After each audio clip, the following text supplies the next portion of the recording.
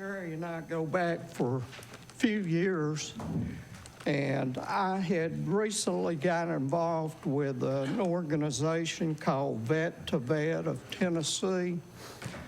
They're a branch of the Tennessee Suicide Prevention Network. They're affiliated with various mental health agencies, as well as the Department of Veterans Affairs.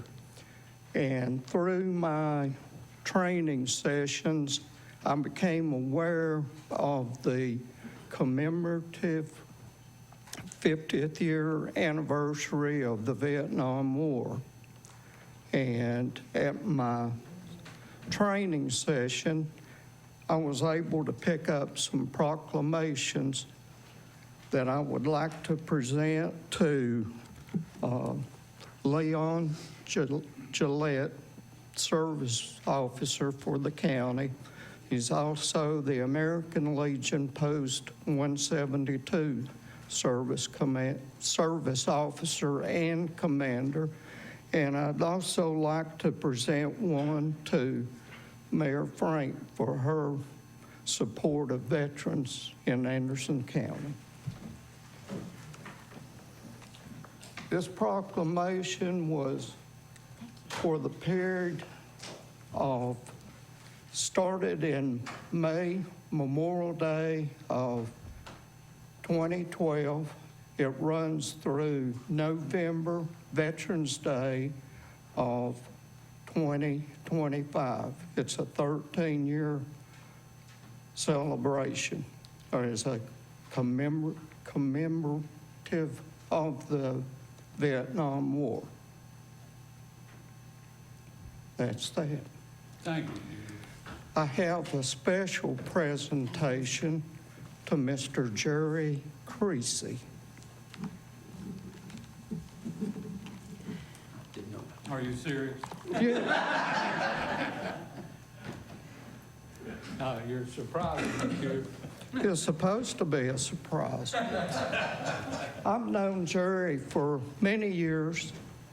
I asked him one time why he was not a member of the American Legion. His reply, I served, but I wasn't eligible. With the American Legion was commissioned by Congress in 1919.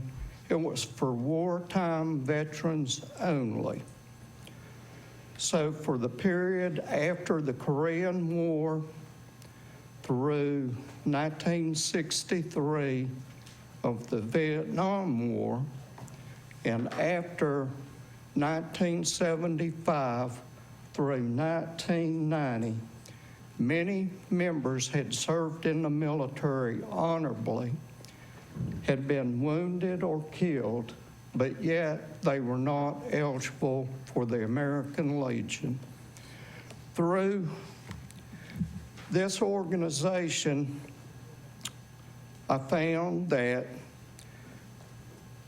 I had to go back and check a little bit of history, that in 1950, President Truman sent a task force to Vietnam as the war on communism, known as the Cold War, had begun.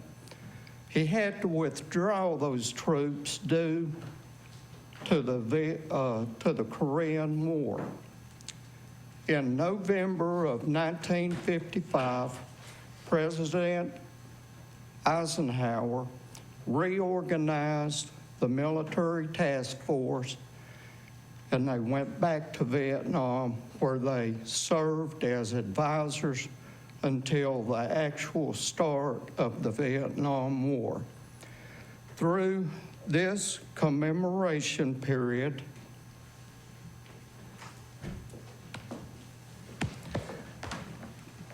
the dates have changed. For a Vietnam veteran of November 1st, 1955 through May 15th, 1975. Do you want me to pin this on you or hand it to you? No, I'd rather you pin it on me. Okay, Can you turn around here, Jerry? I want to get a good picture of you again. okay. There's an explanation of the stars and the colors, and you'll notice on the back, it's inscribed with, "A great nation thanks and honors you." It's always to be close to the wire's heart. Jerry, look this way. Jerry. I'm about to cry. So I'm giving you a proclamation and a story of your award and some other badges. Thank you. Wait a minute. Wait a minute.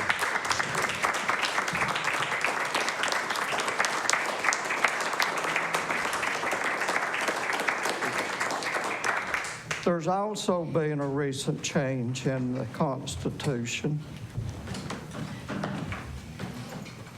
changing the eligibility date for American Legion membership to December 7th, 1945, concurrent. Sir, I would like to welcome you and offer you a one-year membership with the American Legion. Thank you. Thank you. That's for Post 112 in you. Oliver Springs. Thank you, buddy.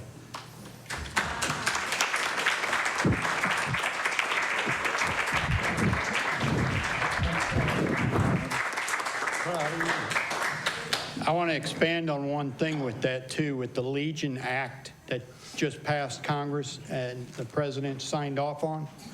Any veteran who served since 1945 to present is now eligible to join the American Legion. Even peacetime, Cold War, any veteran. So everybody knows where my office is, veterans. Come sign up for Post 172 here in Clinton.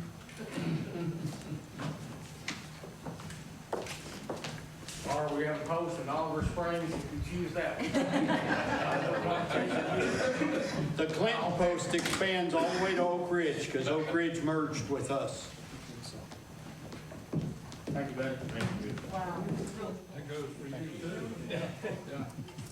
All veterans. Did Hugh leave? No. Oh, well, pardon me. Kind of flabbergasted. Hugh and I, about 30, maybe a little over 30 years ago, or somewhere there, we formed the Veterans Committee at Y12, and we put on the first Veteran Service celebrations, Veteran Day, had speakers, and Hugh and I worked real close together, and we've been brothers ever since. And I knew his parents well and served with them. Thank you very much. Next, excuse me. Next on the agenda, we have public hearing, rezoning, and it's partial rezoning a property at 114 Seaver Road, Briceville, Tennessee, map 41A, partials 34 and 34.01 from A1 to A2. Do I have any comments from the public on this rezoning? Mr. Chairman. Yes, sir, Robert. Danny, could you explain the difference between A1 and A2, what, why this is necessary and Well, I don't know that I can explain the whole difference between A1 and A2. Of course, A2 is considered to be a less dense, zoning. But the reason it was coming to be rezoned is because there is no specific mention of a fire station in A1, but there is A2. So as it was already stated, this property is currently zoned A1, so they want to go with the A2 or specifically mentioned. Okay. The property's been posted, public notification's been given. You have a recommendation from the Planning Commission. Any other comments from commission? Any more comments from the audience? Needs to be done. Josh. Go ahead, Josh. Was this a situation where we had to notify the adjacent property owners of anything with certified mail? Well, that's a good question because, we brought that back before Planning Commission, but I was under the impression that that amendment to the way we do public notification, once it went to Planning Commission, come back to full commission. And I don't know that that's happened, that it hasn't. So It's not been approved yet. It's yes, so no, we're just for public notification. Of course, we do the newspaper for Planning Commission, and then what you guys do for this meeting, and then we posted a sign as well. And we do have new signs, by the way, that blow the other ones away in comparison to the aesthetics of them. So, yep. The difference in the two zoning districts is that one can have a single wide mobile home in it. And 2 cannot? No, that's not the case between A1 and A2. That's the case with the R1S. Oh, is that what they asked? What was the question? Just the reason it had to come before rezoning, the difference in A1 and A2. Oh, okay. And basically, again, when it comes to the fire station, there's just no specific mention. And of course, I don't even know that that necessarily means that it has to come before the board for rezoning, because there's no specific mention. But as most of you guys know, they're going for a grant. And so, we didn't want anything to trip them up, when it came to them getting that. The public utilities are granted in all zoning districts, and the same would be for a police or a fire precinct. But if they've got some grants on the line, I want to take care of them just to shore that up. But they're allowed to operate in any zoning district if they're providing a public service such as that. Same thing with a utility substation. They can go to any zoning district they need to be in.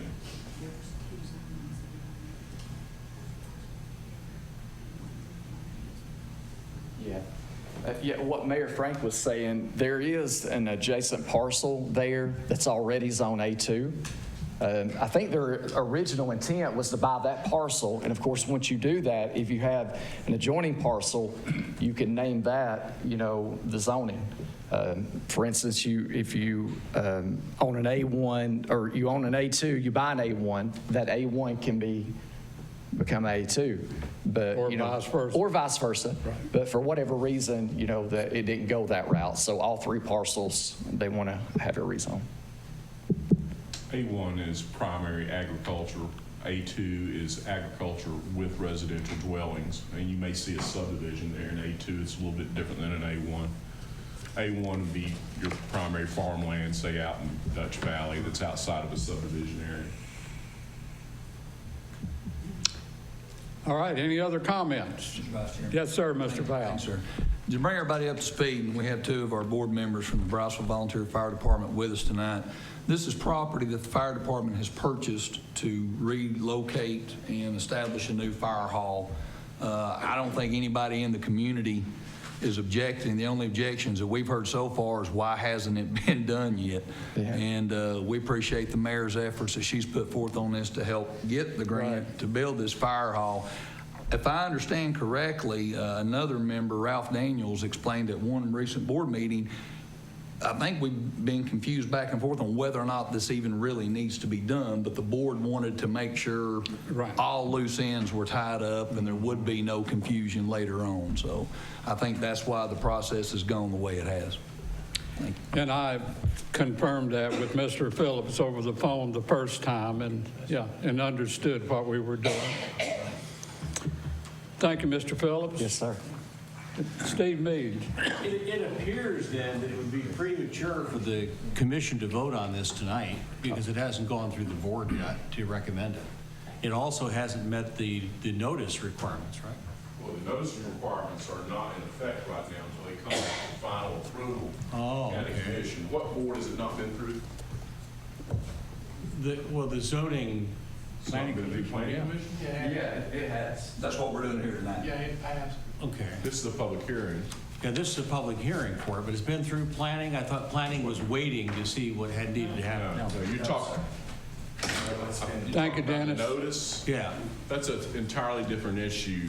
That's an amendment to our zoning resolution, which has to be approved not only by this body, but the Anderson County Regional Planning Commission and also the Clinton Regional Planning Commission. okay. So that's where we're at But we right now. feel like we've met the Then that'll come back. intent. We don't feel like there's anybody around that property that's going to have any issue with it because we didn't, but in fact, even though that zoning notice that we are working on is not yet approved and in effect, I think the commission agreed that the surrounding people needed to be advised when we were changing the zoning on a property, particularly adjoining their property. I agree with you 100%. I'm an advocate of that. But the other issue there is what Danny's done so far with this particular one is legal. I mean, his notice requirements are fully they comply with the law. It's not. We're going above the legal standard. And so we're good to go in our regular meeting tonight. We can vote and approve. Yes, Danny, you okay with that? You've been through planning commission. You got an approval there. This is a public hearing. Yes, Okay. sir. That's where we're Great. at. Thank you. Thank you, Commissioner Meade. Anyone else? No other comments? I'll call the public hearing closed. I think you left the confirmation under. I did. I'm sorry. Yeah. Are you going to be Or the two. presenter? I suppose I could. I was so taken back. I apologize. Okay, we have a proclamation for the Clinton 12 commemorative walk. Is there anyone here?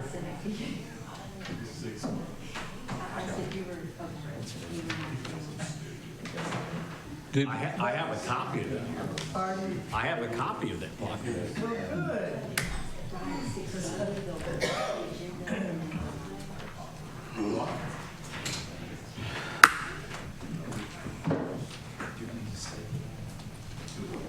District 6, Code Commissioner. Yes, sir. Thank you, sir. Thank you. Am I going to read this whole thing now? Yes. If the voice holds out, I'll be glad to do it. Whereas following the pivotal United States Supreme Court ruling in Brown versus Board of Education, federal judge Robert L. Taylor ordered the desegregation of Clinton High School. And whereas on August 26, 1956, 12 African-American young people from Clinton, Tennessee became the first students to desegregate a high school, a public high school in the American South. And whereas the brave students who entered Clinton High School on that historic day and would therefore be known as the Clinton 12 were Maurice Souls, Anna Thresser Caswell, Alfred Williams, Regina Turner Smith, William R. Latham, Gail Ann Epps, Upton, Ronald Gordon Poochie Hayden, Joanne Crozer Allen Boyce, Robert Thacker, Bobby Kane, Minnie Ann Dickey Jones, and Alva McSwain. And whereas on May 17, 1957, Bobby Kane became the first African American to graduate from a court-ordered, state-supported high school in the South. And in 1958, Gail Ann Epps Upton became the first female graduate of an integrated high school in Tennessee. And whereas the story of the Clinton 12 is an account of how one diverse community set aside their differences and came together to do the right thing, both legally and morally. And whereas part of the continued resistance to desegregation, Clinton High School was bombed in 1958, prompting the neighboring city of Oak Ridge to provide temporary space for the displaced students, thus beginning a tradition of communities in Anderson County working together for equal rights and social justice. And whereas a community-wide planning team consisting of the mayor and city manager of Clinton, the Anderson County Mayor and County Commission, the mayor and city manager of Oak Ridge and staff, the representatives from the Clinton City Schools, the Anderson County Director of Schools and staff, the Oak Ridge Superintendent of Schools and staff, the Green McAdoo Cultural Center, Anderson County Tourism, Mamie Carmichael School Organization, and the Anderson County Oak Ridge NAACP will host the Clinton 12 Commemorative Walk August 26th of 2019. And whereas this defining moment in the civil rights movement deserves not only to be preserved, but also to receive recognition for its role in the ongoing struggle for the equality of all Americans. Now, therefore, be it resolved by the Council of the City of Oak Ridge, Tennessee, and the City of Clinton, along with the Anderson County Mayor and Anderson County Commission, that we hereby recognize the Clinton 12 Commemorative Walk on August 26, 2019, and show our appreciation for the bravery and sacrifice of the Clinton 12 as they stepped into history. In witness thereof, we have set our hand this 26th day of August, year of 2019. They will be signed by Tracy Wandell, County Commission Chair, Terry Frank, County Mayor, Scott Burton, Clinton Mayor, and Warren Gooch, Oak Ridge Mayor. Thank you.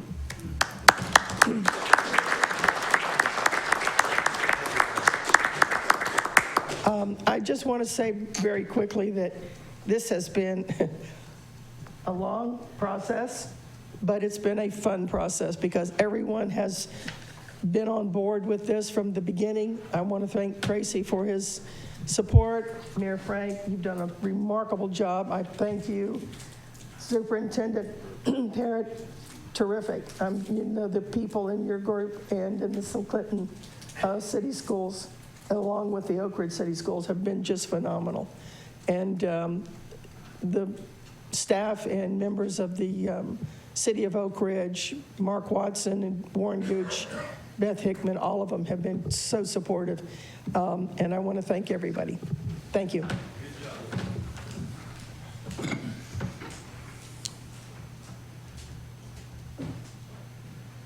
Thank you, Catherine. All right, that concludes, if there's no more comments, I'll conclude the public hearing and the presentations portion of this meeting.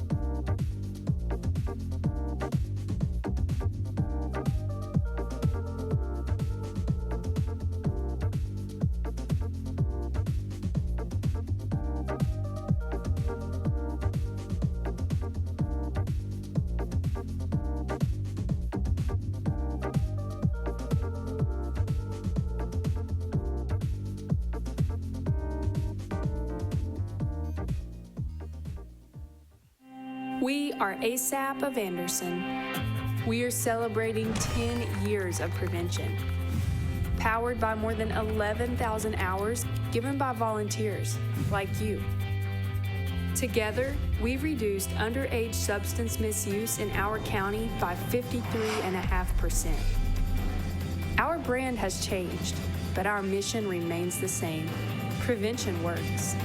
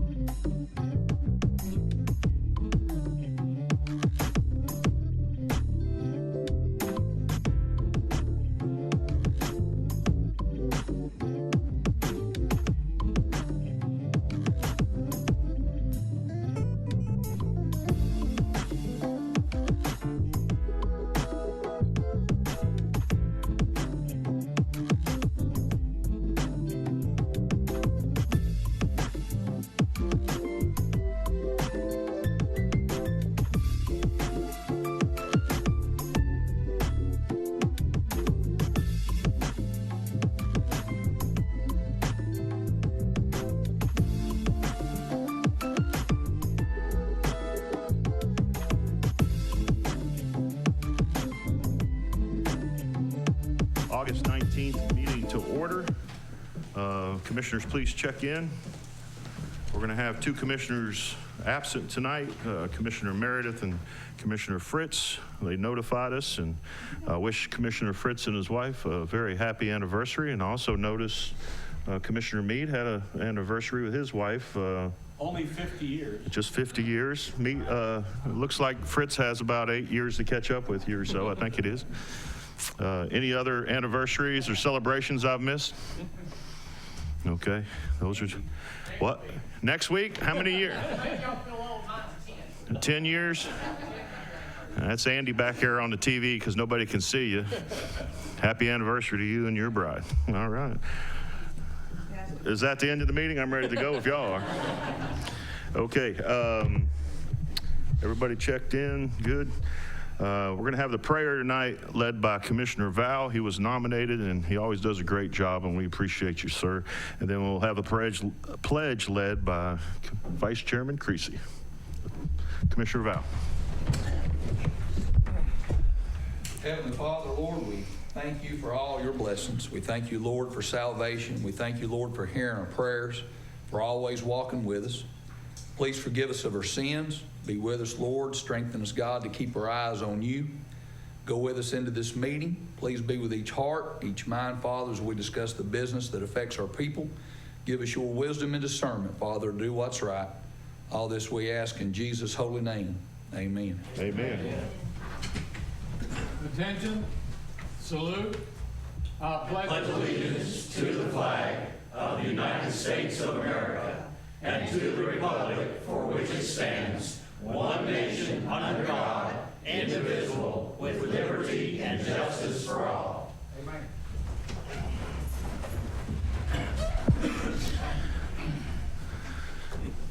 Thank you, Commissioner Val, and thank you, Vice Chairman Creasy. Next is the appearance of citizens. Anyone have anything they'd like to approach commission on that's not on the agenda? If you do, you have 3 minutes. Come up to the podium, state your name and address, and we'll give you 3 minutes. Okay, we'll move on. Approval and correction of agendas, consent agenda. Mr. Chairman, I'd like to move the ADA committee report to the regular meeting. Have a motion. Take it off the consent and put it on the regular agenda. Got a motion to move the ADA committee report. We'll move it under 11. We'll call it C. ADA committee report from the consent agenda to the regular agenda. We got a second by Commissioner Yeager. Any discussions on that? All in favor say aye. Aye. Any opposed? Motion carries. And I apologize, Commissioner Yeager, I missed you earlier. No, it's just a motion to approve. Oh, okay. Commissioner Meade, did you have something, sir? Yeah, I'd like to add to the agenda, the agenda either in new business or old business. Need to schedule a special called meeting on 30 August. Okay, right now we're on the consent agenda. Do you want it on the consent? No, pardon me, on the regular agenda. Oh, okay. I'm sorry, I'm That's all right. So we got a motion by Commissioner Yeager to pass the consent agenda with the amended changes of the ADA, seconded by Commissioner Scott. Any other changes or questions on the consent agenda as presented? All in favor say aye. Aye. Any opposed? Motion carries. Regular agenda, Commissioner Meade.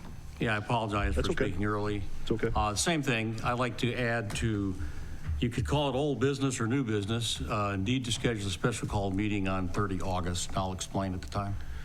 We'd like to add special called meeting. Let's add it under new business, special called meeting for August 30th. And that's in reference to Commissioner Meade. The unlikely but potential veto of the budget. So we'll call it a budget meeting. Because that requires a 10-day notice for a special called meeting for the budget. So we have to act tonight because tomorrow would be too late. All right. Well, tomorrow would be in time, but All right, after that special would be- called meeting August 30th, budget-related items. Does that sound all right? Any discussion on that? Do we have a second to that? Second. Now any discussion? Everyone understand what that's for? Okay. All in favor, say aye. Aye. Any opposed? That motion carries. It's added under item 13, new business. Any other items on the agenda we need to add or change or suggestions? Motion, Commissioner Yeager, to approve has changed. Yes, sir. Seconded by Commissioner McCamey. Any further discussions? Seeing none, all in favor of the agenda with the amended change, say aye. Aye. Any opposed? Motion carries. Next is the public hearing report by Vice Chairman Jerry Creasy, sir. Yeah, in our consent part of our meeting or presentations, we had a public hearing on the rezoning of parcels 34 and 3401 Anderson County Tax Map 41A from A1 Agriculture Forestry District to A2 Rural Residential District. Whereas the Anderson County Commission, in accordance with Section 13-7-105 of Tennessee Code Annotated, may amend the zoning resolution of zoning maps of Anderson County, and whereas the Anderson County Regional Planning Commission has forwarded its recommendation to the Anderson County Commission regarding amendment to the zoning map of Anderson County, Tennessee. Now, therefore, be it ordained by the Anderson County Commission of Anderson County, Tennessee, that Section 1, the zoning map of Anderson County, Tennessee, is hereby amended by rezoning parcel 34 and 3401, Anderson County map, tax map 41A, from A1 Agriculture Forestry District to A2 Rural Residential District. Said territory located at 114 Seaver Road, Briceville, Tennessee 37716, and being more clearly defined by the attached map that is part of this resolution. The resolution shall be effective from and after its passage and publication as written as required by Section 13-7-101 Tennessee Code Annotated, the public welfare requirement. And I so move. Second. We have a motion by Commissioner Val, seconded by Commissioner Isabel. Any discussions on the motion as presented? All in favor say aye. Aye. Any opposed? Motion carries. That's my report, sir. Thank you, Vice Chairman Creasy. Great public meeting you had and presentations. Thank you. Next is committee reports. I think I got a note, though. We had purchasing report by Catherine Mary, I apologize. I got it on the wrong one. Catherine, come on up. Deputy Purchasing Agent. It's the next one. All right, so under Section A, we have 6 contracts that have been approved by the law director. Would you like to vote on them as a group or individually? What's the pleasure of the commission? Individual, please. Individual. Anybody opposed to that? Carry on. All right, the first contract is with Ken Smith Auto Parts for fleet services for OEM auto parts. Have a motion by Commissioner Isabel to approve, sir. Seconded by Commissioner McCamey. Any discussion on the request? All in favor? Do you need a board vote? I don't think so. All in favor say aye. Aye. Any opposed? Motion carries. The next contract is also for fleet services for aftermarket auto parts with O'Reilly Automotive Stores. Submitting for your approval. Have a motion by Commissioner Yeager to approve, seconded by Commissioner Smallridge. Any questions or discussions? All in favor say aye. Aye. Any opposed? Motion carries. Number 3 is another one for fleet services for aftermarket auto parts with Ken Smith Auto Parts. Motion by Commissioner Isabel to approve, seconded by Commissioner Yeager. We have a question, Commissioner Jameson, sir. Oh, sorry. Any other questions on that motion? Seeing none, all in favor say aye. Aye. Any opposed? Motion carries. And the next one also for fleet services with Advanced Auto Parts for aftermarket auto parts. Motion by Commissioner Yeager, seconded by Commissioner McCamey. Any discussion? All in favor say aye. Aye. Any opposed? Motion carries. The next contract is with the Trust Company of Tennessee for EMS, and it is a 2-year lease for Station 5. Commissioner Scott. Thank you. Where is Station 5? It's in Oak Ridge. I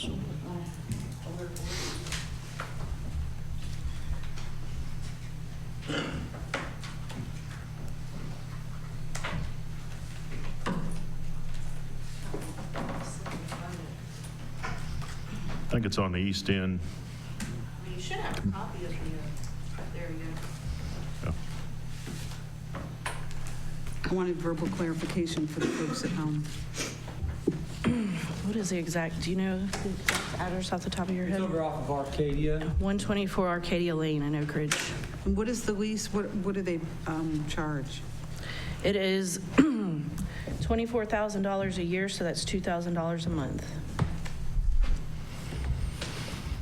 And that's frozen for that amount? For 2 years. 2 years. Okay, thank you. We have a motion by Commissioner Isabel to approve, and a second by Commissioner McCamey. Just curious, is utilities separate or is it included? Separate. Any other discussions, questions? All in favor, say aye. Aye. Any opposed? Motion carries. Thanks. All right, and the last contract under Section A is with the Lincoln Memorial University for the Board of Education, and it's a 5-year affiliation agreement that provides the university's nursing students with clinical education experience. I have a motion by, sorry, did I cut you off, Catherine? I was just saying it's a no-cost contract. Thank you. That's important. I'm glad you repeated that. We better talk about this no cost. Motion by Commissioner Yeager, seconded by Commissioner Jameson. Commissioner Scott? Thank you. And for the folks at home, where are they getting their clinicals? At the school clinics, right? They go through the school clinic, and we have to do a health assessment on a lot of our children, so they help with that too. Okay, thank you. Thank you. Any other questions? All in favor, say aye. Aye. Any opposed? Motion carries. All right, next, under Section B, contracts pending law director approval. I believe these have actually all now been approved by the law director. Would you all like to vote on them individually or as a group? And these are all cost-saving contracts, too, with the new state contracts. Motion by Commissioner Jameson to approve as a group, sir. Seconded by Commissioner McCamey. Commissioner Meade.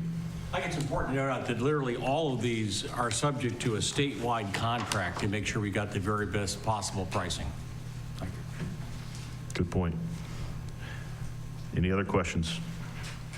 This will be item under B, items 7 through 14, correct? No other questions. All in favor, say aye. Aye. Any opposed? Motion carries. Okay, next, under new business, the auction of 205 South Main. The auction ended August 8th with a high offer of $320,000, with the county's 5% portion of the buyer's premium and the donation of the other 5% of the buyer's premium as offered by Stevenson Realty and Auction. The total amount comes to $352,000. And then I just want to also read on. We had a motion by Commissioner. This was minutes from the Budget Committee, correct? Purchasing Committee, Purchasing, yes. I apologize. Purchasing, where Commissioner Meade made a motion to approve the property sale to Ford County Commission with a recommendation for approval. Commissioner Yeager seconded the motion, and then that was followed up with Commissioner Yeager withdrew his second, and Commissioner Meade withdrew his motion. Commissioner Denenberg made a motion to forward the County Commission with a recommendation, without a recommendation. That's why I'm reading this. Commissioner Meade seconded the motion. The motion passed by voice vote.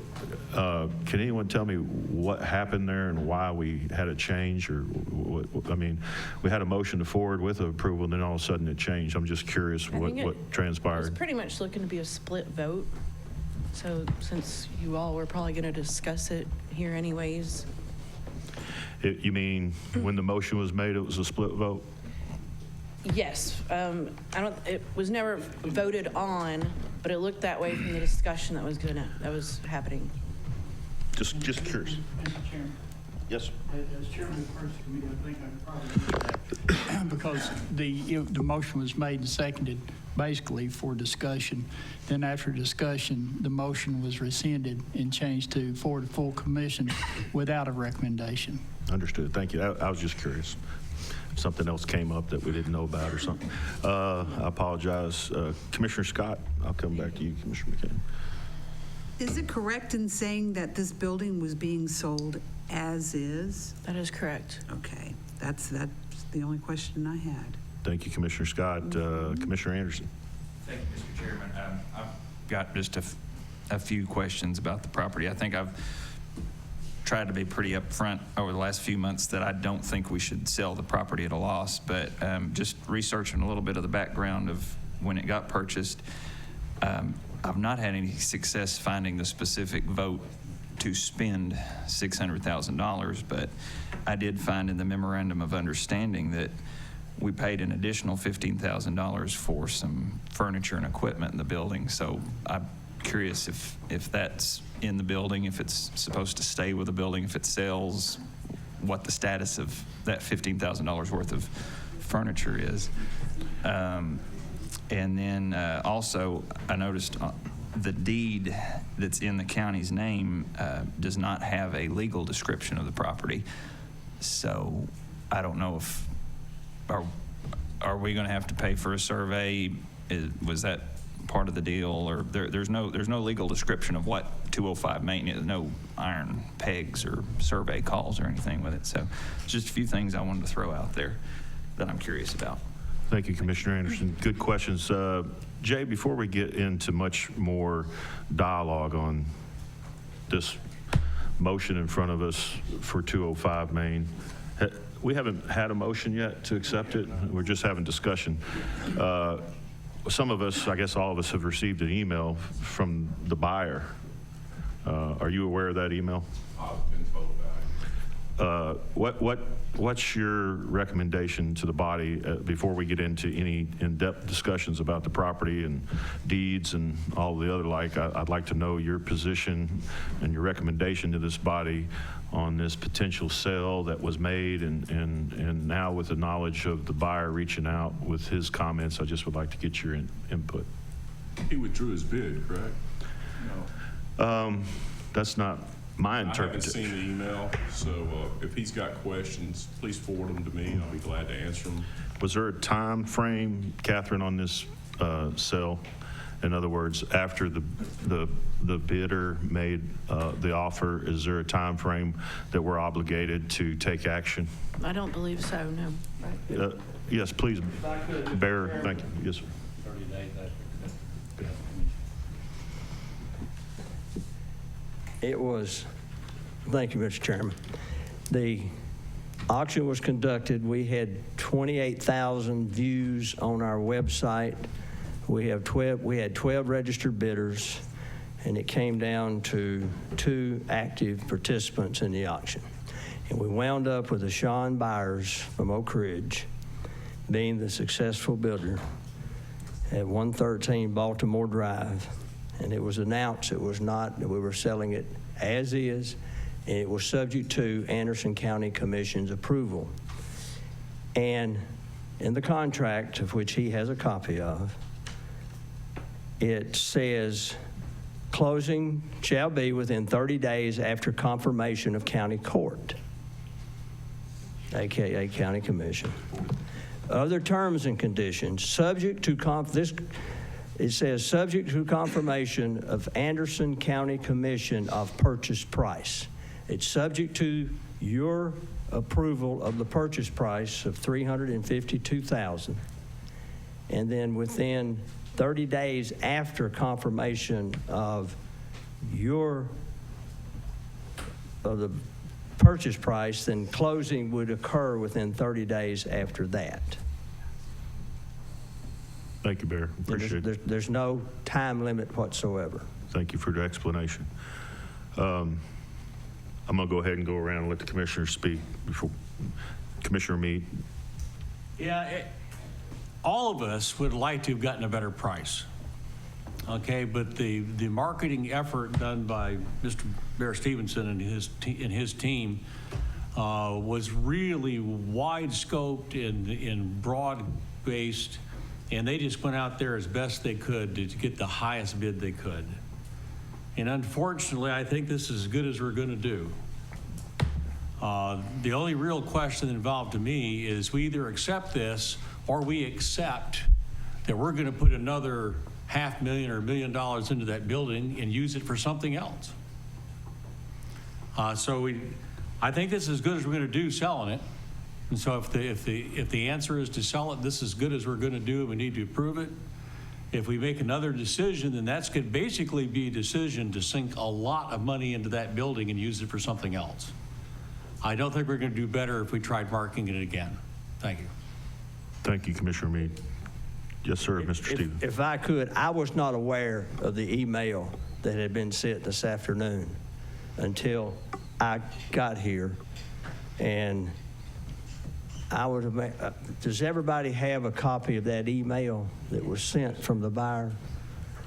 I didn't have it until I got here a minute ago, and it was forwarded to me to my cell phone, and I read it. I mean, I don't know at this moment, and I need to reach out to Sean Byers.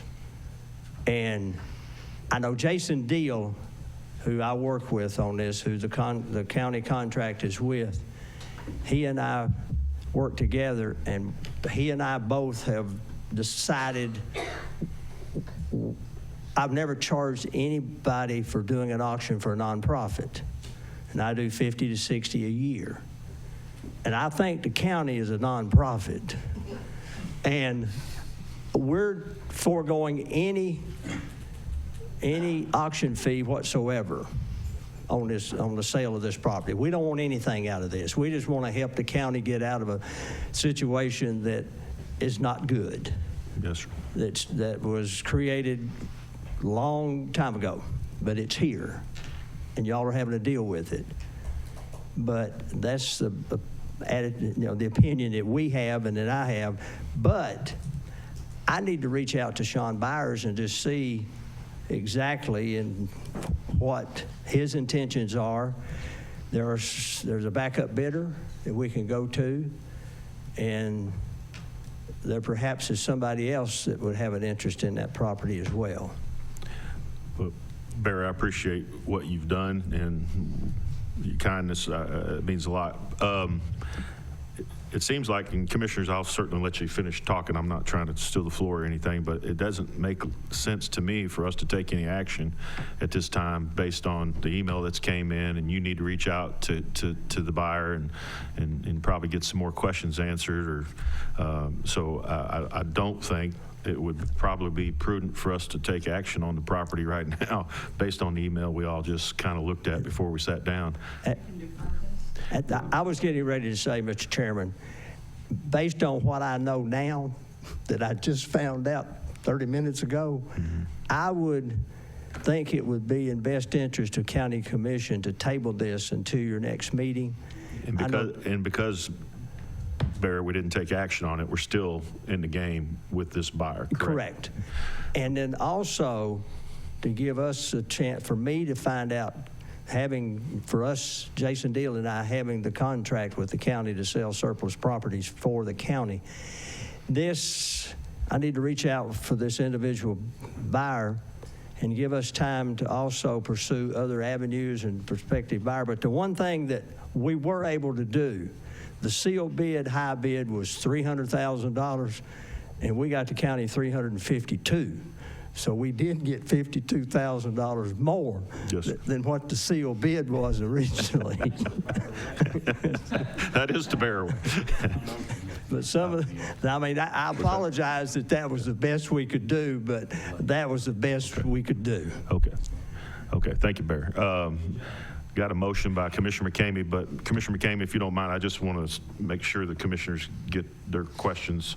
He's got a motion to offer up, but Commissioner Smallridge. I think the discussion has answered most of my questions. Thank you. Commissioner Denenberg. Thank you, Mr. Chairman. Bear, how much more, what's the difference between the backup bidder and the person who took the bid the day of the auction? It was $1,000. Just $1,000, Yeah. okay. Is he local, the person local? Jason Deal has all that information, Okay. and he's flying out in the morning at 5 o'clock, going to a trade show in Las Vegas for a project he's working on, and we'll be back Friday. So Okay. we'll be able to address everything next week. All right. Thank you, sir. If Commissioner McCamey's motion is to table this, I'll certainly second it. Okay. Because we have to at this point in Yes, time. thank you, Commissioner Denenberg. Commissioner Isabel, did you have something, sir? Yeah, Mr. Chairman, thank you. I'd reached out to Robbie today to ask him what the true cost of the building's going to be with interest and how it was financed and how long the note is. And this is just FYI. When the county did the loan for 205 Main, they combined it with the dark renovations, and the total loan was for $1.4 million. We acquired an additional $222,552.83 in interest, making the total loan $1,622,552.83, which will be paid off in June of 2029. We have only made 2 payments so far for a total of $264,530.83. And he's looking to Scott Gibson to further break this down, so it's just some FYI. Thank you, Commissioner Isabel. Thank you. Okay, we have a motion. Commissioner McCamey, would you like to state your motion, sir? Just so we not take any action and defer this for 30 days or until our next county commission meeting. Deferral motion, we have a second. All in favor, say aye. Aye. Any opposed? Motion carries. Thank you, Commissioner McCamey. Okay. I do have 2 items under new business for your consideration. One is a contract with Canon for human resources to get a copier. Also, it's another statewide contract lease submitting for your approval. Have a motion by Commissioner Yeager to approve, sir? Yes. Do we have a second to Commissioner Yeager, seconded by Commissioner McCamey? Any discussion? All in favor, say aye. Aye. Any opposed? Motion carries. And then the last item is a contract with Browder Properties for fleet services for a lease of the facility for 3 years. Motion by Commissioner Yeager to approve, seconded by Commissioner Smallridge. Any discussion? All in favor, say aye. Aye. Any opposed? Motion carries. Yeah, that's all the agenda items, unless Well, y'all have any purchasing questions. Thank you, Catherine. Appreciate it. Have a good evening. Next will be the budget report by Robbie Holbrook.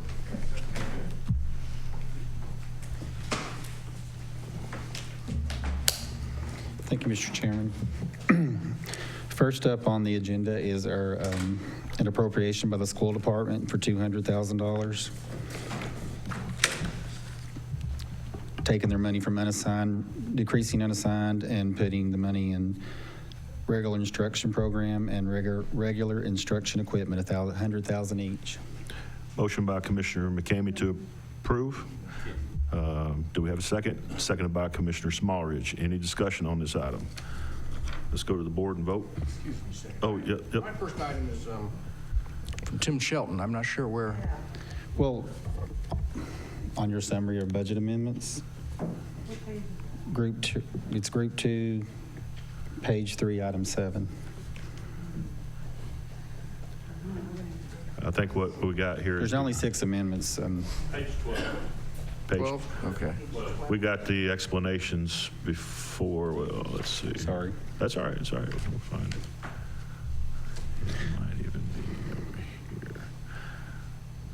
Are you looking at the cash and fund balance report, financial information graph, or summary of budget amendments right now, Robbie? I'm looking at summary of budget amendments. Okay, so that's going to be a different attachment than the regular agenda. Yeah. I can take it, yeah, if you want to do it that way, it's in the budget minutes, I'll go that way, if it makes it simpler for you. All right, let's do that then. Sure. Scratch that. All right, so in our packet, we're on page 5. 5. Okay.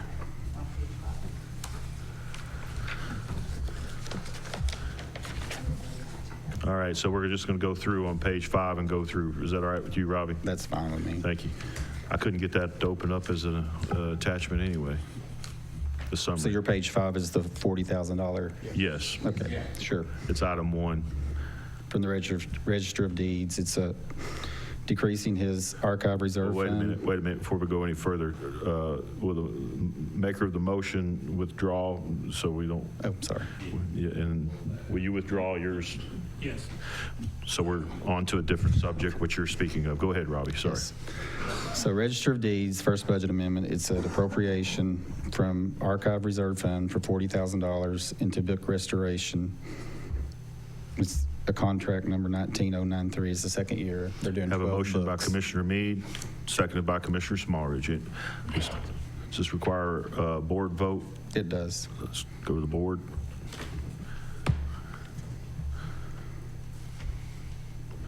Sorry, Commissioners, didn't know if you had any questions.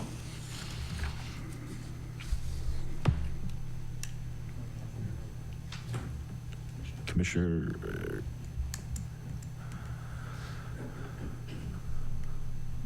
motion passes 14, nothing. Go ahead. The second budget amendment I have is an appropriation from the Finance Department. It's increasing revenue, other federal through state, for the Safe Routes to School grant, $199,995, and increasing two expenditure codes, engineering services and other construction. TDOT Andersonville Elementary School Sidewalks Grant Project. Have a motion by Commissioner Scott, seconded by Commissioner Isabel. Any discussion on that? Let's go to the board and vote.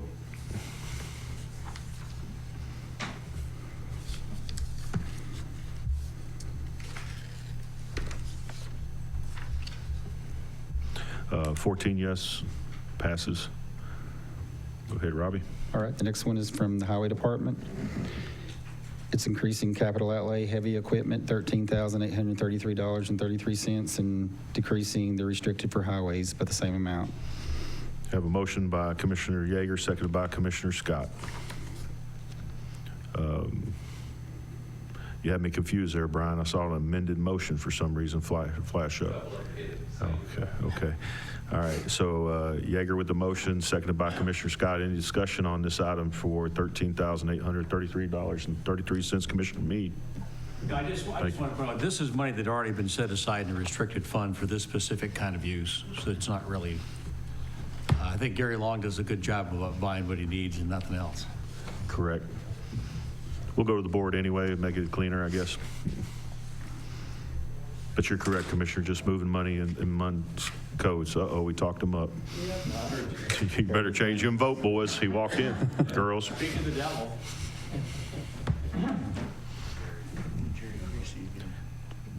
Jerry.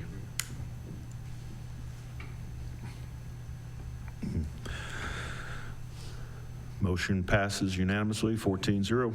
All right. The next budget amendment also from the Highway Department. It's increasing bridge replacement, $120,523.53, and decreasing restricted for highways, $120,523.53. And the justification is for bridge replacement at Mountain Road over Hines Creek. It's attached to a state project in Anderson County Highway Department bid.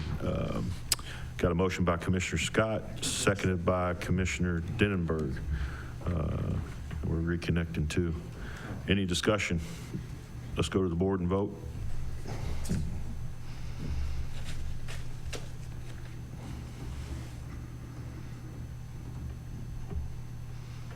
I'm reconnecting. Yeah, mine's not. Can't connect to the server. We didn't pay our bills. Here we go. Reconnecting. We're back to discussion. Okay. One more time. It says, I've got can't connect to server. Yeah, that's what mine says. We're having a wireless problem. One moment here.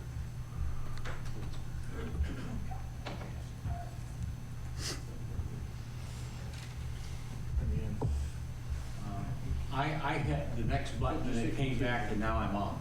Are you? I'm back on. Everybody back on, Jameson? Hit continue. No, you're all off now?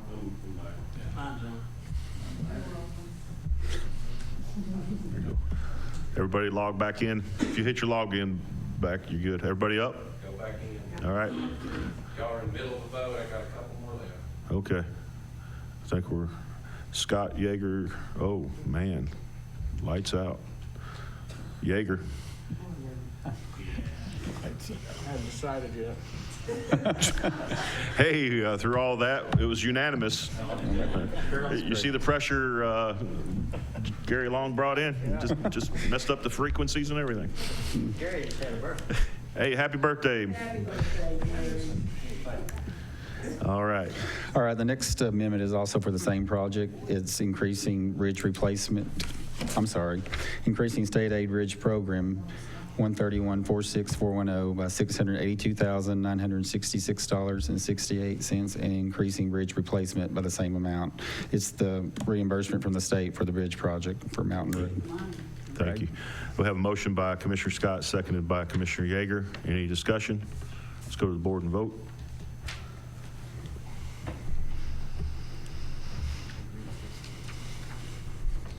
Motion passes unanimously, 14-0. Item 6. Or excuse me, yep, item 6. Okay, it's from the Highway Department also. It's increasing $62,402 asphalt, $200,000, and decreasing restricted for highways by $200,000. It's planning for potential shortfalls to the budget ending in June. I don't think that's... Motion by Commissioner Scott to approve, seconded by Commissioner Anderson.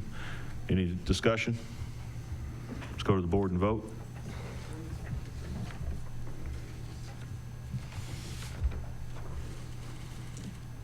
Motion passes 14-0. Item 7 is from the school department. It's increasing regular instruction program textbooks $100,000 and regular instruction equipment $100,000 and decreasing unassigned reserve $200,000. It's required to purchase additional textbooks and Chromebooks for the current school year. Motion approved by Commissioner Yeager, seconded by Commissioner Anderson. Any discussion?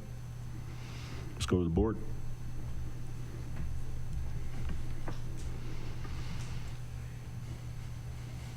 Motion passes unanimously, 14-0. Alrighty, and the last budget amendment I have tonight is from solid waste.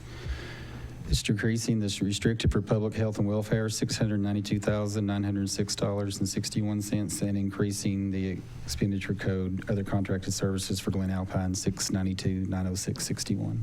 Have a motion by Commissioner McCamey, seconded by Commissioner Jameson. Any discussion? And this is so this will be the funding to construct the new convenience center at Glen Alpine area. Actually, it's not Glen Alpine, right? We're going up to the industrial park, David Jones, right? Yep. Area. Okay. Let's go to board.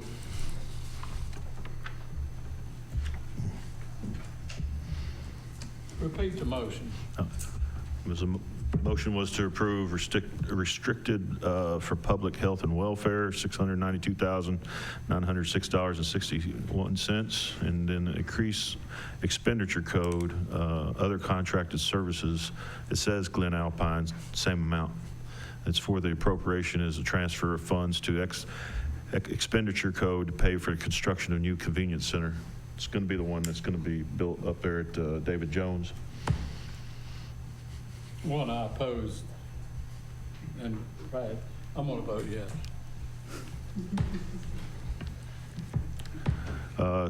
14 yes, motion passes. Okay. So I'm assuming section B is the next section you're seeing in your agenda packet. Possibly. Yes. Actually, section A. Yes. A. Oliver Springs, Tuppertown. Okay, let's do that one. Okay. The Budget Committee recommended contributing $10,000 out of the sale of Tuppertown to Oliver Springs. So I prepared a budget amendment. Have a motion by Commissioner Jameson, sir. Is that to approve? And seconded by Commissioner Smallridge. Discussion, Commissioner Waddell. In budget, I brought this up, and I'd like to bring it up for everybody else. I think we need to remember we just cut a lot of people's budget the other day. We also increased our taxes by 10 cents. I can't believe we're even sitting here thinking about giving money away. We're in no shape to give any money away to anybody right now. If we've got money to give away, we should give it back to the people who are having their taxes increased. Just hope everybody will keep that in mind. Thank you, Commissioner Waddell. Commissioner Anderson, sir. Thank you, Mr. Chairman. Was there any other earmark or anything for the remaining Tuppertown funds? It was suggested in the budget meeting, but it was not approved. It wasn't approved, so it's just back into the And I unassigned. attached the receipt. We made $95,975 off the sale of Tuppertown, so. So we've got $85,975 remaining from that. If you use this $10,000, yes. Okay, And that was put, since it was last year, we received it in last year's money, it went in unassigned fund balance, so the budget amendment would be drawing down unassigned $10,000 and increasing other general administration contributions by $10,000. What was the suggestion in budget to earmark it for? Next motion and underneath is motion was made to reserve it for East Wolf Valley. I'm sure Commissioner McCamey will probably speak to that. East Wolf, okay. Yeah. If I could, Chairman, I actually just brought that up as an example for something that we needed money for, something that you know, instead of giving money to someone else, that I was just trying to give an example for things that we needed here in the county. Thank you. Did you finish, Commissioner Anderson? Yeah, I think I'm good on that. All right, thank you. Commissioner Scott. Thank you. And I have to agree with Commissioner Waddell as well. And one of the points that I brought up during budget was that ASAP, who is a conglomerate of volunteers mainly asking for funds to educate the public on drugs, on misuse of medications, et cetera. They slept on our courthouse steps because they were in need of raising funds. And I think it's unfortunate that the county, as well as the schools, didn't back them in the funding that they needed. They went to that extreme. So I'm simply voting no on the same grounds as Commissioner Waddell, with a view that we do need to keep those funds at hand at this time. Thank you. Thank you, Commissioner Scott. Commissioner McCamey. The question about the earmarking that was discussed in budget, I did bring it up. I would like to see that money earmarked for the relocation of the East Wolf Valley Convenience Center. We've got a 100 by 100 piece of property over there that we're paying $600 a month rent on, and it's inadequate. We need to move that convenience center, and I think with that amount of money, we could purchase 2.5 acre tract to relocate that. And I would like to see that happen at this time, because we're actually selling some county land, and that would be putting the money back into a piece of county property. Thank you, Commissioner. Yes, thank you, Commissioner McCamey. He's just giving some feedback. That's on the next item, but we're still on this $10,000 for Tuppertown. Commissioner Meade. Yeah, I just want to point out, what this money would be for is for a park in the Anderson County portion of Oliver Springs. Okay, the city, so the money is not to somebody, it's to the city of Oliver Springs for that purpose. And I would point out that Roane County has already donated $10,000, and it's not even located in their county. So this is, I'm not saying that this is I mean, it got this far because it had some merit. Okay, it got through the other committees. It's not just to give away a $10,000 for something very vague to somebody. And so I think we need to seriously consider this, whereas I'm pretty careful about giving away money, and I don't believe in the county should be supporting charities. But this is actually for a governmental purpose for a city within our county. Thank you. Thank you, Commissioner Meade. Commissioner Val. Thank you, Mr. Chairman. I think Commissioner Meade may have answered my question. I knew in previous meetings it had been brought up that Roane County had also donated funds to this. That was one of the things I wanted to make sure of, is that the property was in Anderson County. Mayor, do you know, can you corroborate what Commissioner Meade is saying, just for confirmation, or do you know, you may not know? I don't know all the boundaries. It's the Mamie Carmichael Park. They did receive also a state grant for that.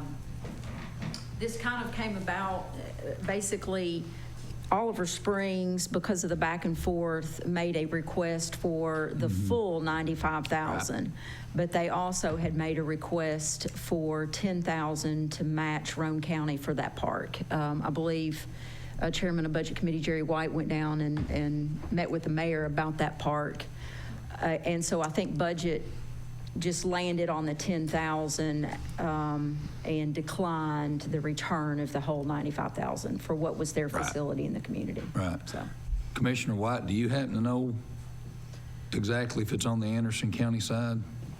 I know I'm putting you on the spot. If you don't know, that's fine. Yes, it is. If it's coming out of Oliver Springs on the 4-lane, go right-handed onto Strutt Street. Okay. And it's where the old colored Oliver Springs School was. Okay. 50, 60 years ago. Yeah, the county line runs along Strutt Street down through there, doesn't it?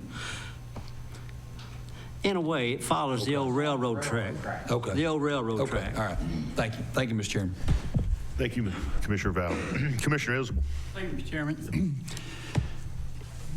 Representing districts, or a district that's further away from the courthouse that don't get very much.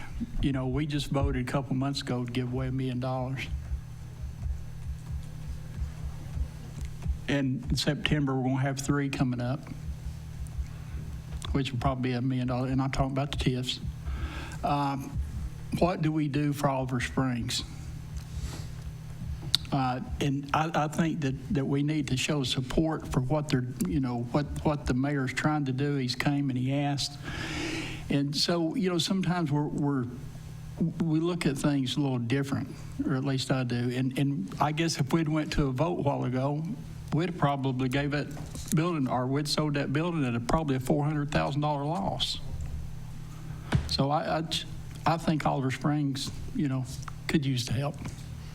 Thank you, Commissioner Isbell. Commissioner McCamey, sir. Okay, I'll speak for this motion now. You're fine. You're fine. I appreciate the backdrop. We, as y'all know, or maybe some of you don't know, but we transferred this building to the city of Oliver Springs at one time. They were going to move their city hall up there and do some things. And they did maintain the building for 2 years. They have had a vested interest in the building.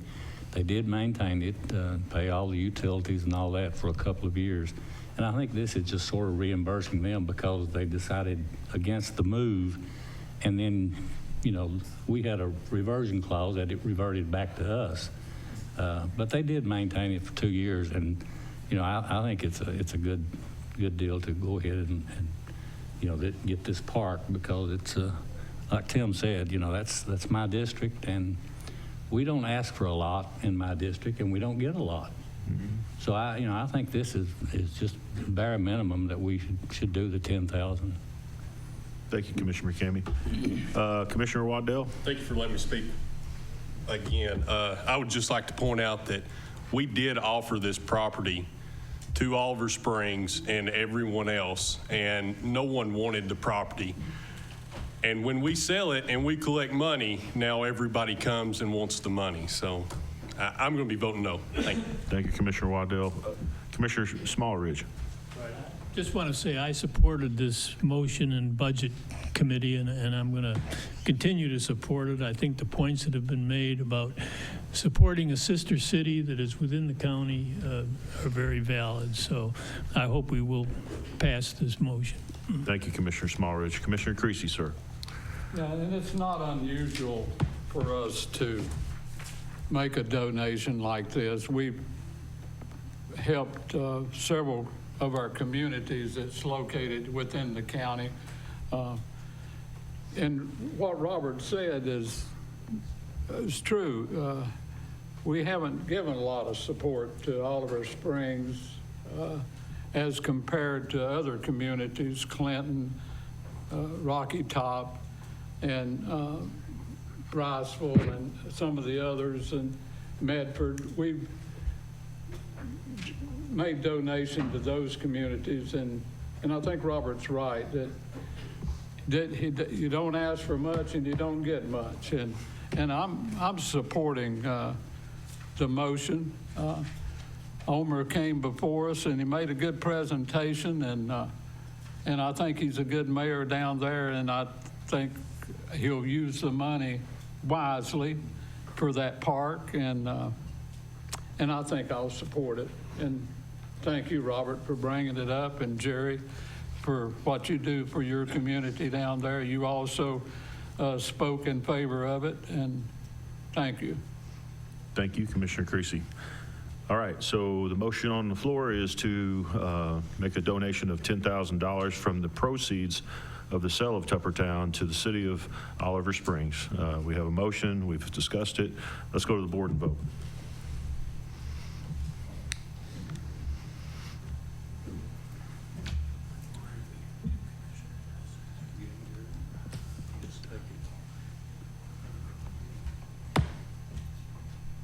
Motion passes 11 yes, 3 no's. Okay. So is that motion also to pass the budget amendment, or should I bring that up in Group 8? For this item, you mean? Yes. We passed the donation of $10,000, but there's a budget amendment that proceeds, follows the same motion. Move that the budget motion supporting this decision is approved. Okay. Got a motion by Commissioner Isabel, seconded by Commissioner Meade. State your motion. The motion is, I'll state Well, wait a the minute. motion. Let Okay. Commissioner Isabel tell us what the motion is. Actually, I was trying to second when you heard me say. You guys switched out. Yeah. He was quicker on the button than I was. You want to state the second motion? So Yeah, to approve the budget amendment required to support the decision to donate the $10,000 to Oliver Springs for this purpose. Thank you. Any questions on that, Commissioners? All in favor, say aye. Aye. Any opposed? Motion carried. Whoa. Let's go to board vote. Yeah, it needs to be a board vote.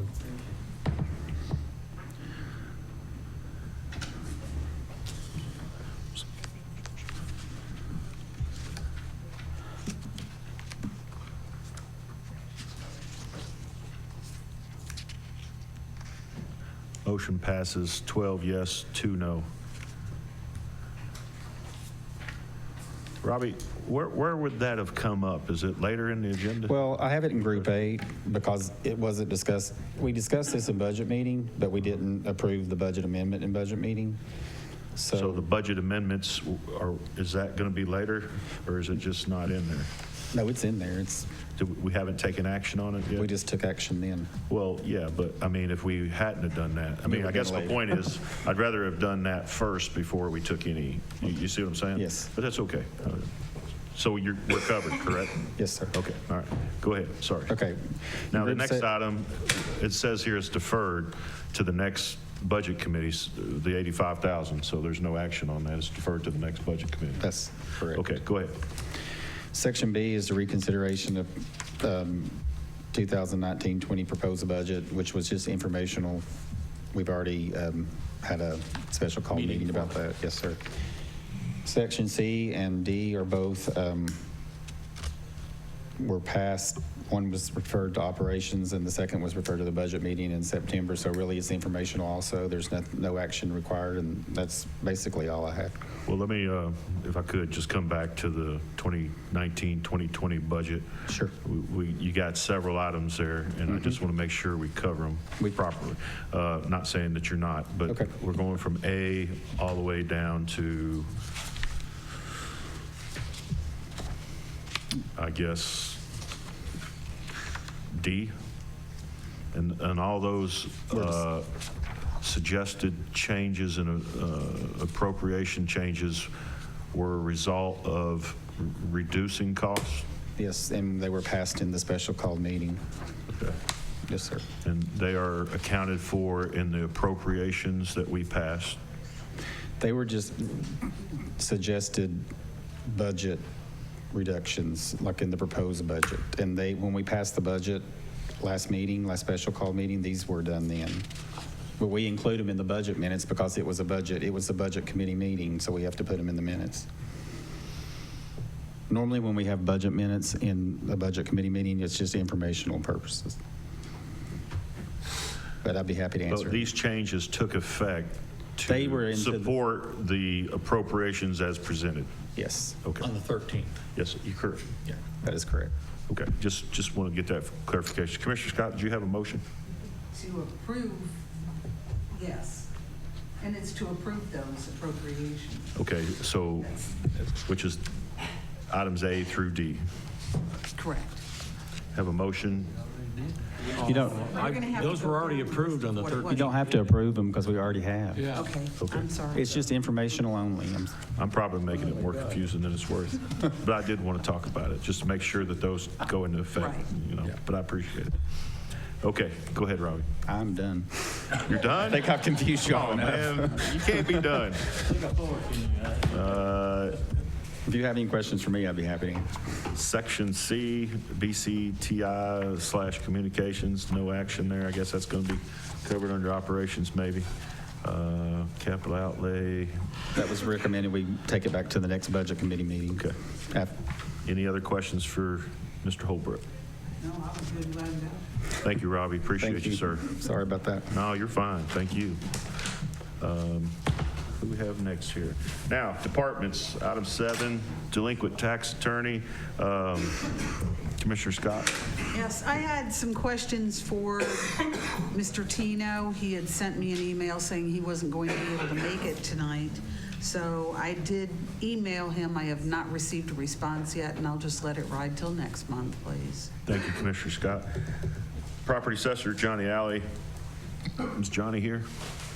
Johnny and Billy are at a conference for property assessors. I don't believe they'll be back until Wednesday. And I'm willing to let that go until September as well. Was that your request as well? Yes, sir. Okay, thank you. Mr. Chairman? Yes, ma'am. I would prefer that these issues go to a committee first, and I think we could have a good workshop on these and a good explanation of the processes instead of a full commission. I think that would be a more appropriate avenue. Understood. Commissioner Scott, would you like to take these items and forward them to operations? Sure. Both items? Yes. Is that a motion? If you'd like it to be that way, I'll make a motion. Motion by Commissioner Scott to forward both items, delinquent tax attorney and property assessor for vacant properties and the delinquent taxes process. A motion by Commissioner Scott, seconded by Commissioner Smallridge. Any discussion on the motions going to operations? All in favor say aye. Aye. Any opposed? Motion carried. 1 no. Okay. Director of Schools, Dr. Parrott, sir. Thank you, Chairman. I got some information about a month ago, and I've been, you know, when you get a secret, you just want to really tell it and everything. And I hope you all had a chance to read my report. We had 7 reward schools this year. To me, that is probably, well, to me, in the last 8 years, we've only had 3. And we've never had more than 2 in 1 year. We had 8. We had 7 this year. We also had another 3 or 4 schools that weren't reward schools that were a level 5 in TVOS. That's the highest you can get. So I am here to tell you they're doing great things in our schools. We were 1/10 of a point away from being a exemplary school system. And we filed an appeal on that because they messed some of our scores up, and we proved to them they messed it up, but they said, oh, you can't appeal that. So, you know, it's kind of like we know you did it right, but we still don't agree with you. So, you know, when you work with the state, some of them things you just have to take and move on. But I want to applaud our students and our school system and our employees and everybody. I mean, there is nothing that I'm just glad to be part of it. I mean, we've still got work to do. We've still got some places that we didn't see enough growth, but we're going to be working on them. We've got a great plan to do that. With that, I'm ecstatic. Our student enrollment, we're at 6194. We're up about 50 students from last year this time. The upper end of the county, with all the growth on the upper end of the county, it is full. We've had to actually turn some people away, which is, to me, which is a good thing. I have a meeting tomorrow with our architect of our gym at Grand Oaks Elementary School. We'll be finalizing the drawings on that, and we hope to have that by the end of the week ready to bid out. And just as soon as that gets bid out, we'll start on that project. Principal for a Day is September the 17th. If anybody would like to be part of that day, just let me know. We will. It's a great day that you can come out and see what's going on in the schools. We'll have. We're doing it a little bit different this year. We're partnering with the Chamber of Commerce, and they do Leadership Anderson County. So we'll have that group will be in our schools that day also. But then we will get together at 12 o'clock and we'll have a debriefing and answer any questions we can on that. So just let me know. You can just send me an email if you'd like to be part of that. ESG project, just to let you know that, we're about 80% complete with the ESG project. That's that $11 million project we've been working on. We have the safety locks and everything are installed on all of our elementary and middle schools, and we are working on our high schools right now. This is a card I can get in any school, any door. So with one simple push that somebody else can do, they can lock me out of every door. So that's pretty neat the way those things work. Our Teacher Supply Depot, we've had 2 of those. We had one on Saturday right after Friday school starts, and we had one last Tuesday. And we've had 120 teachers that have came through that. We want to thank everybody that supported that and went out and gave donations. Scott, we've got a lot of people that are working on these things together, and I think there's a group that you'll see in next month. There's a, and I don't want to say the wrong name. There's an employment service that went out, and they really worked hard to do that, and Scott Bacon worked with them. Just to let you know, too, you may not know that all of our students in all of our schools, except our 2 high schools, Norris Elementary and Norris Middle School, they eat breakfast and lunch free every day. It's called, it's a community partnership we have that our director, Ms. Margaret Burrell, took. That it's called community eligibility. So it doesn't matter what income they are, they all eat free. And we're looking at trying to expand that a little more.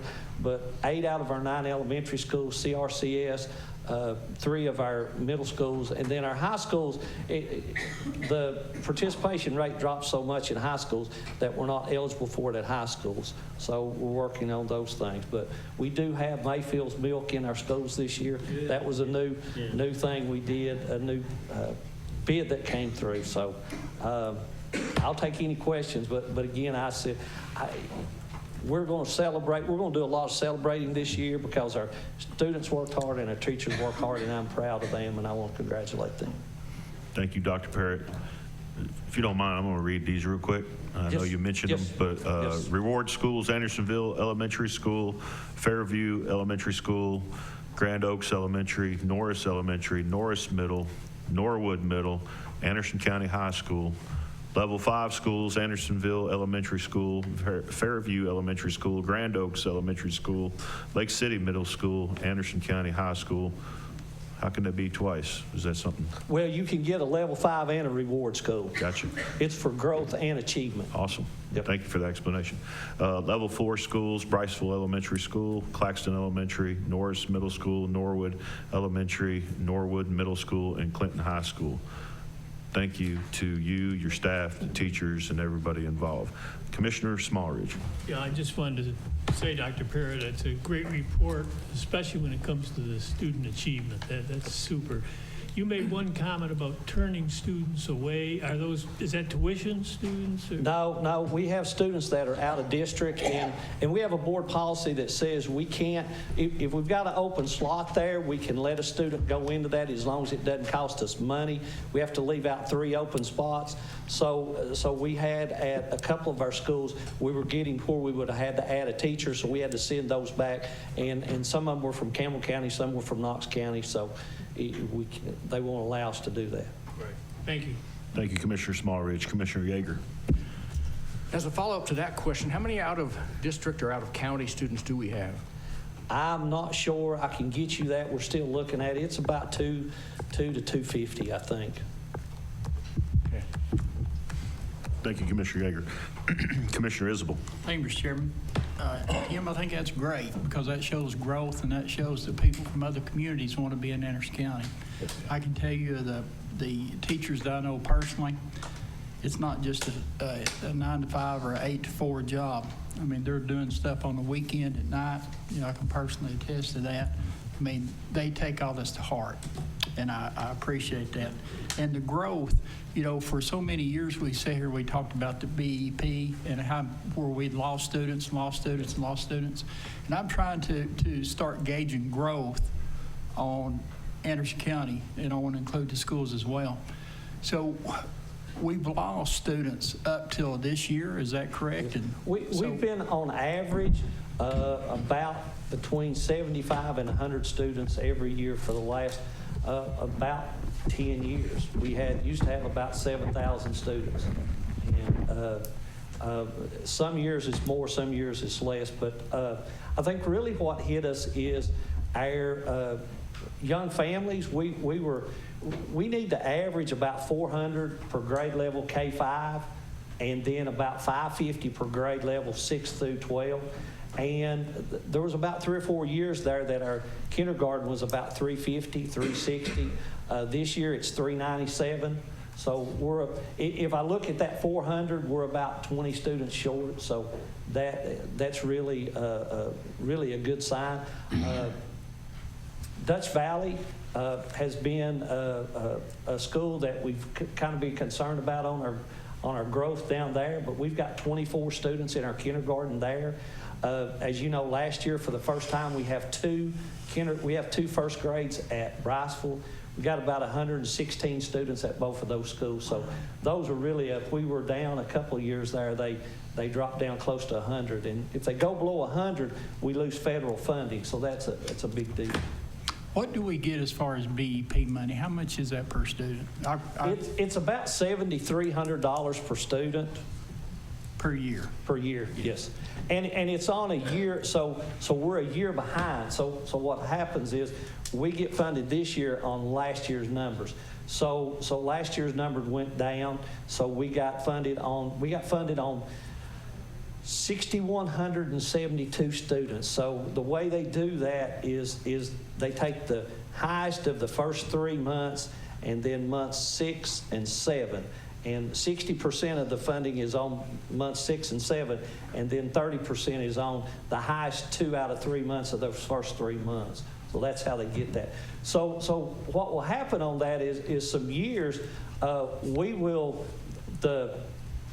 would lose students, and then so the state would say, well, we're going to give a 2% raise. Well, because our numbers went down, we wouldn't get any more money because it would just be flatline, but we would still be required to give that 2% raise. So that's where we really want to look at those things and try to do that. I think the growth up on the upper end, we have 508 students in North Middle School right now. But we do have room. We've got room in Andersonville. At one time, Andersonville was over 400 and something students, and they're at about 300. So we've got room up there. We could put 100 more students in Andersonville. We could put 3 at each grade. We could put another 100 at Norris Elementary School. So we have room. For the first time, Lake City Elementary School is bigger than Claxton Elementary School. Claxton's always been the biggest school, but Lake City took over by about 20 students this year. Okay. What's the current fund balance? Where do we stand? Are we I'm not sure on ours. We had, last year, we were right at 5 million in our fund balance, and I'm not sure this year. You know, we've got to use about 821,000 to balance the budget. Right. So I think usually runs about $1 million. And that 821 is a result of not getting funded for the Chromebooks when you should have. Well, that was where we wanted to take that money out and pay for the raise, and because it was so late and the budget got passed. But I think the other thing is with that, we usually use that. Y'all just did 200,000 a night.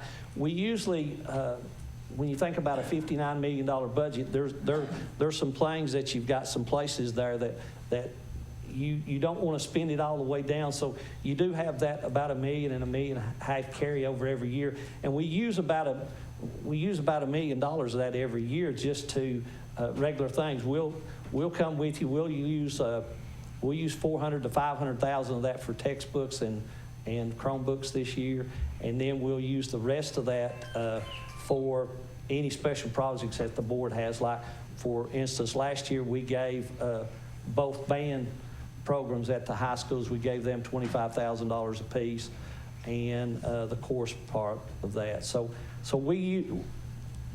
it's kind of like you all do with the county budget. You really over budget that money, and what we do is we don't put it in our budget. We use it on the back end because we want to have a balanced budget to start with. But it usually takes about $1 million out of that. One last question. On our Career and Technical Center, is there any way that we track that for those students that actually graduate and they go into the plants, you know, local plants or wherever, based on?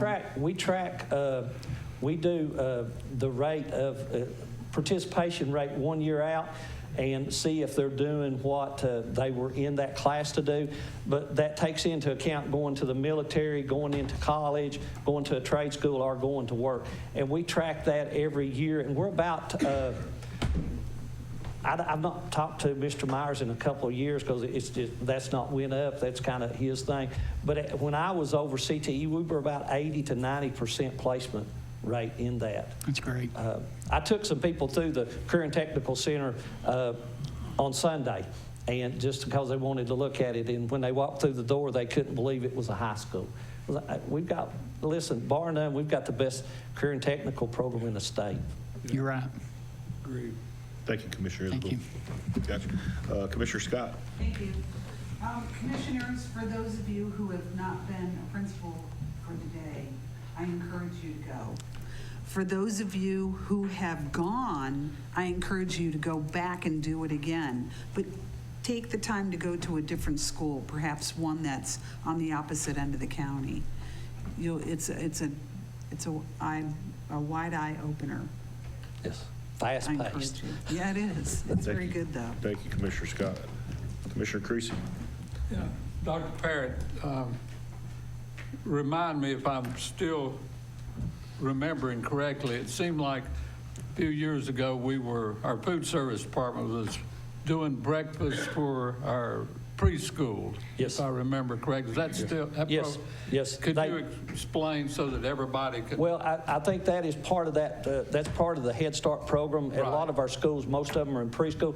The only one that we have that's freestanding is out here beside of the health department, and they cook their own breakfast out there. But they do that. They work with Margaret on that, and you know, with that, Margaret took that when.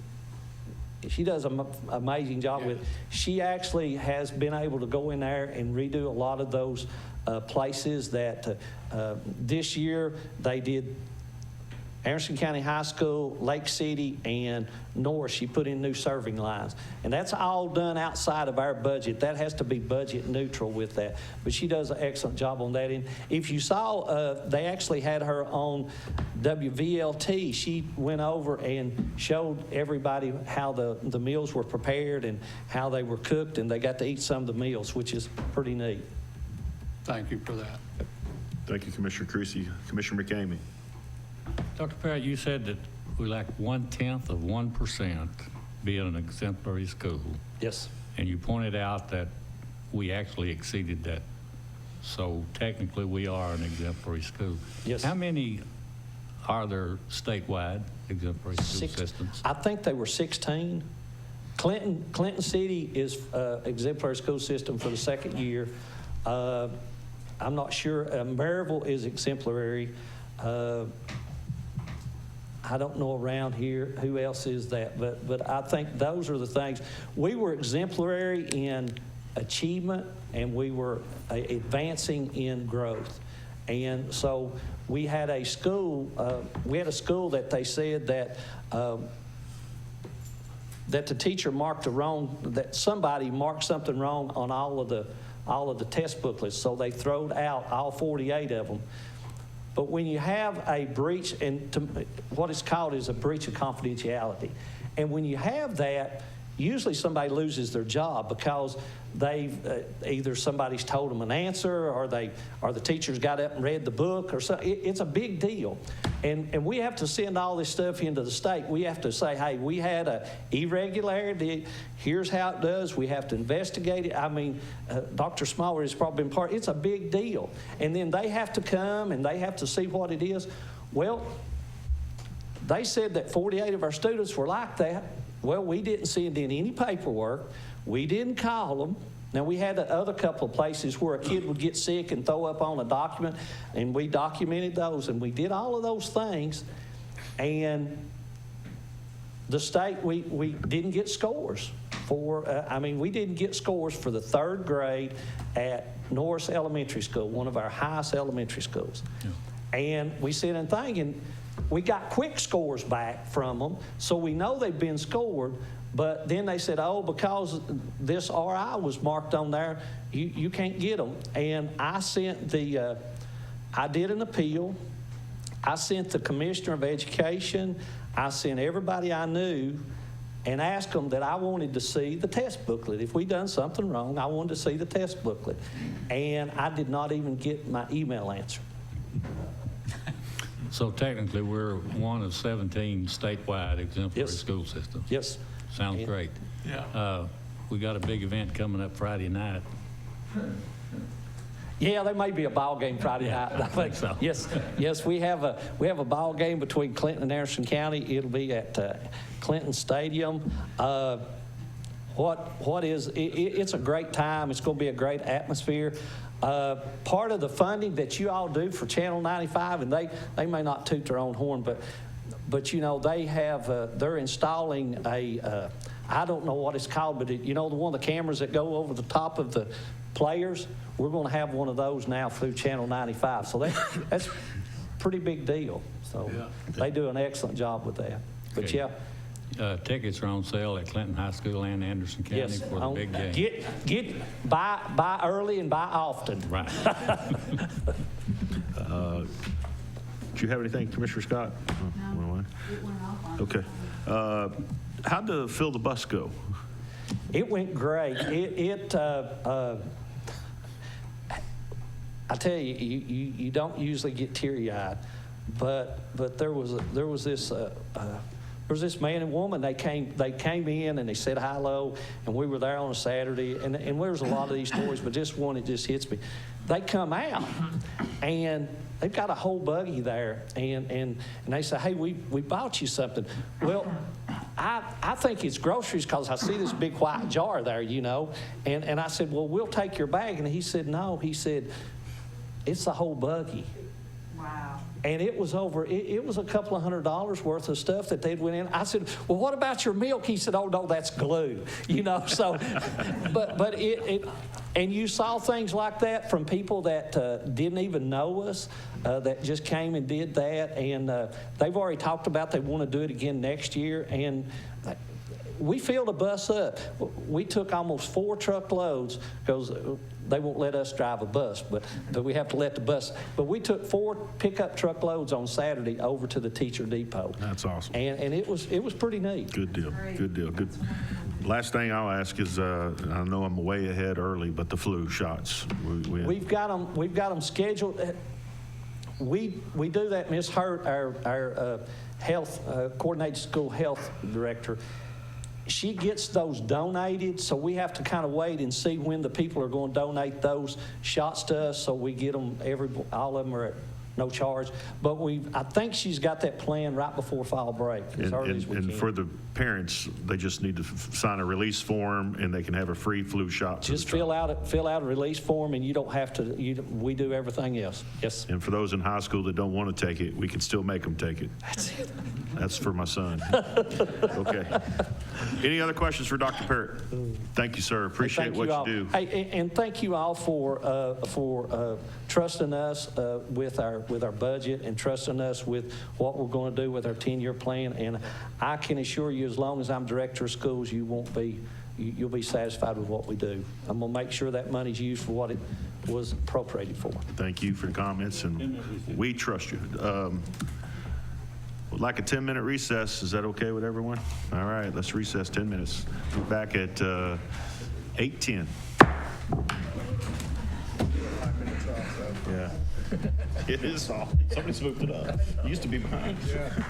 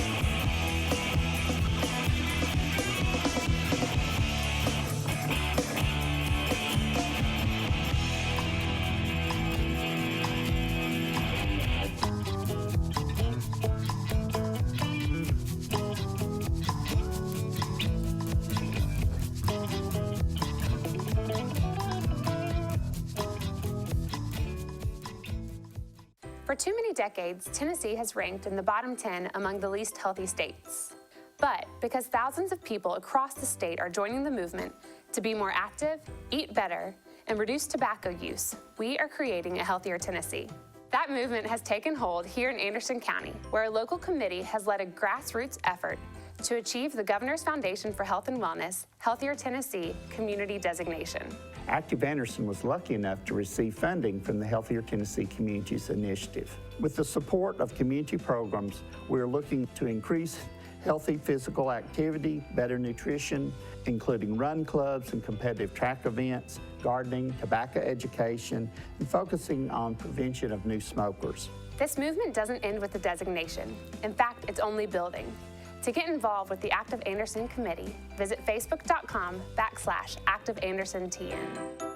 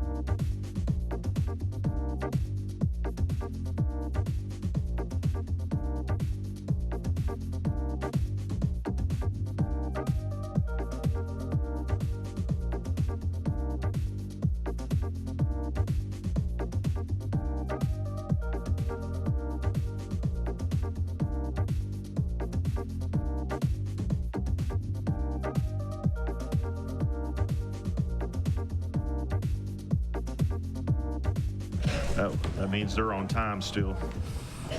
Sorry, guys. I went off the clock on the wall, and it's about 5 minutes fast, so technically you're still on time. Thank you. Okay, next item is going to be County Mayor. Ms. Frank? I have no action, Mr. Chairman, but regarding the budget and the upcoming discussion by Commissioner Meade, I will make folks at home and Commission aware. I did send out a request to county commissioners on Friday due to the timelines and that we're up against a deadline. I see no real sense in a second veto when the budget was passed overwhelmingly by a margin of 11 votes.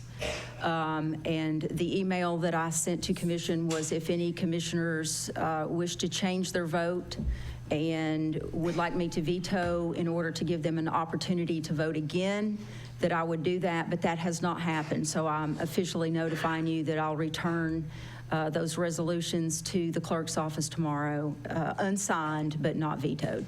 Thank you, Mayor. I appreciate your You're welcome.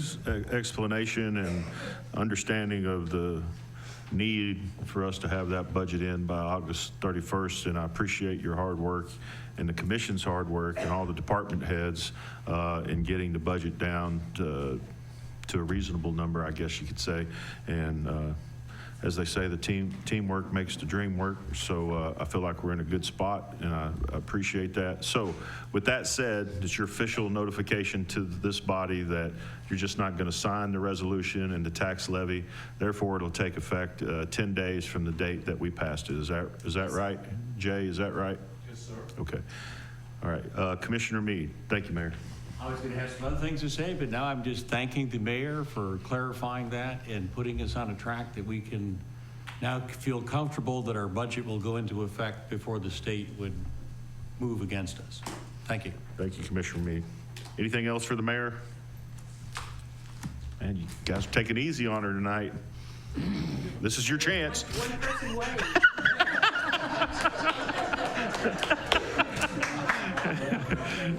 Commissioner, sorry. Oh, that's under operations. Okay. Commissioner Yeager, did you have something, Yeah, sir? I do have a question on the motion that we have a special call meeting that passed. That's later, we're going to discuss that. Okay. That's on the agenda. Okay, all right. I guess your question is there going to be a need for it now? Right. but we'll discuss it then, is your point? Yes. Okay, all right. All right, nothing else, we'll move on from the county mayor. Law director contract approvals. I have no action items, Mr. Chair, unless somebody has a question. Be glad. Any questions for Mr. Yeager? Anyone? Page 105 in your agenda. 105. Did you have a question, or are you just letting us know where it's at? I'm just letting you know where it's at. Thank you, Ms. Webster.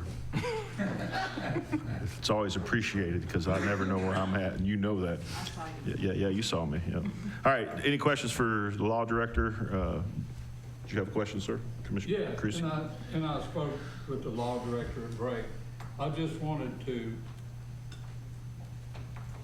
for the record, to make sure that us delaying the purchase or sale of that property at 205 by 30 days wasn't in violation of our agreements to bid the property. And in other words, we're still in a legal, legally we can delay for 30 days, and that's kind of where I was wanting to go. I would assume so. I've not seen the documents. I just briefly looked at that, but I can't imagine anybody raising this issue when the successful bidder brought it to us. And I don't see an issue there. I really don't. I mean, we could have decided to move on tonight and declared tonight, looked at his email, said he's withdrawn his bid, but we didn't. We're doing the prudent thing. We're moving forward 30 days, gathering our facts and seeing where we're at. Barry's going to do his work, report back to us. So I think the motion was well timed and was placed perfectly for what we were dealing with tonight. Such short notice. Not knowing exactly why he withdrew, I was wondering if there could be possibly something that he may bring up toward us, maybe the way we advertised it or something. I was just curious. That wasn't the tone of the email that I got. Okay. But we'll handle those situations when they come back. Okay, very good. Thank you very much. Anything else I can answer for you? I just needed some reassurance. Yes, sir. We were on the right track. I don't know if I gave you that much reassurance, but I'll tell you this, we'll handle it if something pops up. Don't worry. Okay. Commissioner Anderson. Jay? Thank you, Mr. Chairman. Just kind of following up on that and commenting, the high bidder kind of just indicated in my take that it wouldn't hurt his feelings if we rejected his bid, but he was willing to go forward with it. Even if we go to the backup bidder, that's still only going to change that price by $1,000 or $1,100 or so. So I'm fine with us delaying for 30 days, but we still do need to be thinking about, is 350, 351, 352,000, is that the number is that a number you're good with, that you're going to take? Is that whether we go with him or the backup bidder, the asking price is not going to shift that. I mean, the sell price wouldn't shift that much.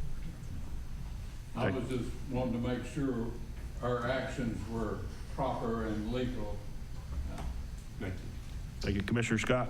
Just to Commissioner Anderson, Bear did say that there was another person out there as well, interested party, apart from the other bidder. So, that's all. Thank you, Commissioner Scott. Thank you so much. Jay, while you're up, I mean, I know next item is going to be intergovernmental relations, but there wasn't no items really discussed about TVA. We didn't have anybody on another subject, but what I'd like to have, if this body will support it, is a letter from the county, and if the mayor is supportive of it, we have to have a response into TDEC by the 22nd, and I'd like to have a response from the county to TDEC.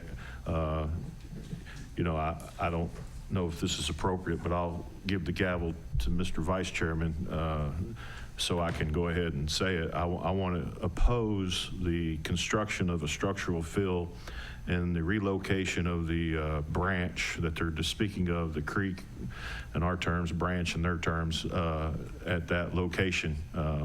I'm opposed to that, and my community that I represent is opposed to that. And I also like in that response to be some literature, some verbiage about the Jackson Law in Anderson County, And I think TDEC needs to be made aware of that. And so I'm going to make a motion, if it's appropriate, since I've handed the gavel to the vice chairman, that we have you execute a response to TDEC and copy the state officials and TVA. And that's my motion, opposing the relocation and the potential construction of a structural field for storage of CCR's coal combustion residue. That's my motion. Second motion, Mr. Chairman. Okay, we have a motion by Commissioner Waddell to have the attorney to make a response, and a second by Commissioner McCamey. Any discussion on that motion?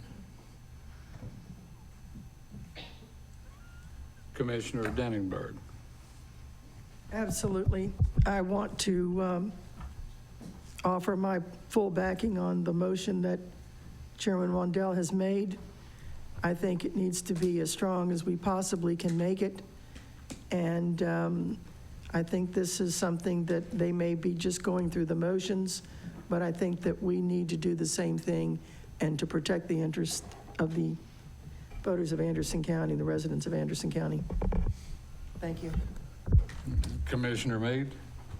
Yes, I'm in support of doing this, but I want to make sure we understand that, or at least I want to state this. I'm concerned that if that doesn't go in place, a lot of the coal ash that is now right along the river in unregulated landfills could end up staying there. And so we have to make sure that we focus that those, as far as I'm concerned, those unregulated ash landfills right along the river just can't stay there when that place closes. And they're gonna at least state, I'm almost sure, because I've been to a bunch of these meetings, they're gonna state, well, we planned on putting it all back here where it would be in a well-designed, regulated, modern landfill, but now we're gonna have to leave it next to the river. We're gonna have to fight that battle. Thank you. Okay, any other comments before the last comment by the maker? Okay, the maker of the motion has a Thank you. last word. I understand everyone's thought process, and environmentalists' thought process, and safety, and all of those things. But, since the 60s, we've had coal ash in my district. Since the 60s, we've been living with coal ash in my district. It's nice for us to sit around this table and have our opinions on what should be done correctly and not correctly. Or I can tell you this, the people I represent in my district, and the reason I sit here, are opposed to the ash being dug up. You release those contaminants again, and I understand that you're going to put it in a properly lined facility and all those wonderful things, but that doesn't make any sense to me, and more importantly, it doesn't make sense to the people I represent. So we're at a crossroads at this point, and TVA is at a point where they need to work with Anderson County as a whole. Anderson County has been working with TVA, and it just doesn't make sense to move that ash to 120 acres and then cover it back up again, and when we still have the other ash that's still a pile over there too. So again, my motion is to oppose it, and then perhaps to Commissioner Meade's point, maybe they'll dig it up and take it somewhere else, which would be great. That's what I want to see. Yeah, well, so for that to happen, we'd have to oppose them putting it at the location they're requesting. So plus moving a branch or a creek, that's troublesome for me. So that's the last word I have, Mr. Vice Chair, and I appreciate it. Okay, we're ready to vote. All those in favor of the motion, say aye. Aye. Oppose? Motion passes. Let me ask you one question, if you don't mind, Mr. Chairman. You want me to touch on Jackson Law, of course. You mentioned that and the opposition to the project itself, but also, has anybody got a response on those 20 questions that were embedded in that resolution? Because if not, I'm going to ask for them to respond to those questions. The answers to those and those issues keep popping back up. You know, we all heard them stand in here and say they were going to do it this way, but we've not got anything in writing saying that. And I'd like to send them a copy of that resolution as we passed the month before last and see if they will or not, if they will answer that. But anyway, if you don't mind, I'd like to incorporate that aspect into the 22nd is when it needs to be in. It has to be in to TDEC by the 22nd. Okay, thank you. Thank you. Right, just got a question. Sorry. Mr. Chairman, Jay? Yes, sir. Could you touch on the Jackson Law, just so that the public knows what we're talking about, the Jackson Law, what it means to Anderson County? Sure. The Jackson Law is a sanitary landfill law that regulates, it's a state law, and what it does is it classifies the various types of landfills in the state and what the regulations are, depending on what type of landfill you are. The last time we touched on it here was when this gentleman may have been proposing one just south of the Clinton city limits on 25W. We, at that point, we renewed the Jackson Law in Anderson County. And that one was one that was inside the mile limit of the municipality. So that would have had to been approved if that landfill was ever going to be developed. That would have needed to be approved by the county legislative body and the city of Clinton. So it allows us to have some local oversight over some of these big public health issues, sanitary landfills in our county. Okay. Thank you. Anything else? If I may, Mr. Chairman. Yes, sir. To add to that, some of the research I've done on the Jackson Law, it takes 2/3 vote by this body to allow a structural fill or a landfill. And then it does include CCRs in the Jackson Law. And TVA is going to claim that they were predecessor to that law, but this property was not part of the contingent footprint. They acquired it later, and I feel like it was done to circumvent the Jackson Law. That's just my opinion. Yes. So I just want to make those comments. Thank you. Good comment. Anyone else before I turn the gavel over? Thank you. Commissioner Meade. I just want to add to the discussion, that there was a recent U.S. Supreme Court ruling that TVA has the same responsibility for these coal ash as commercial companies do. That was a unanimous decision by the U.S. Supreme Court.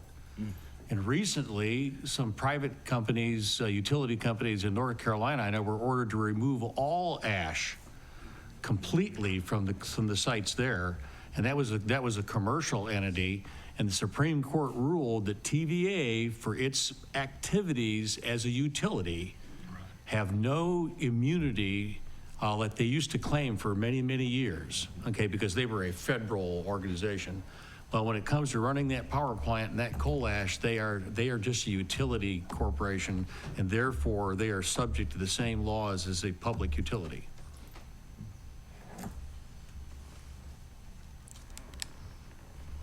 Hearing none.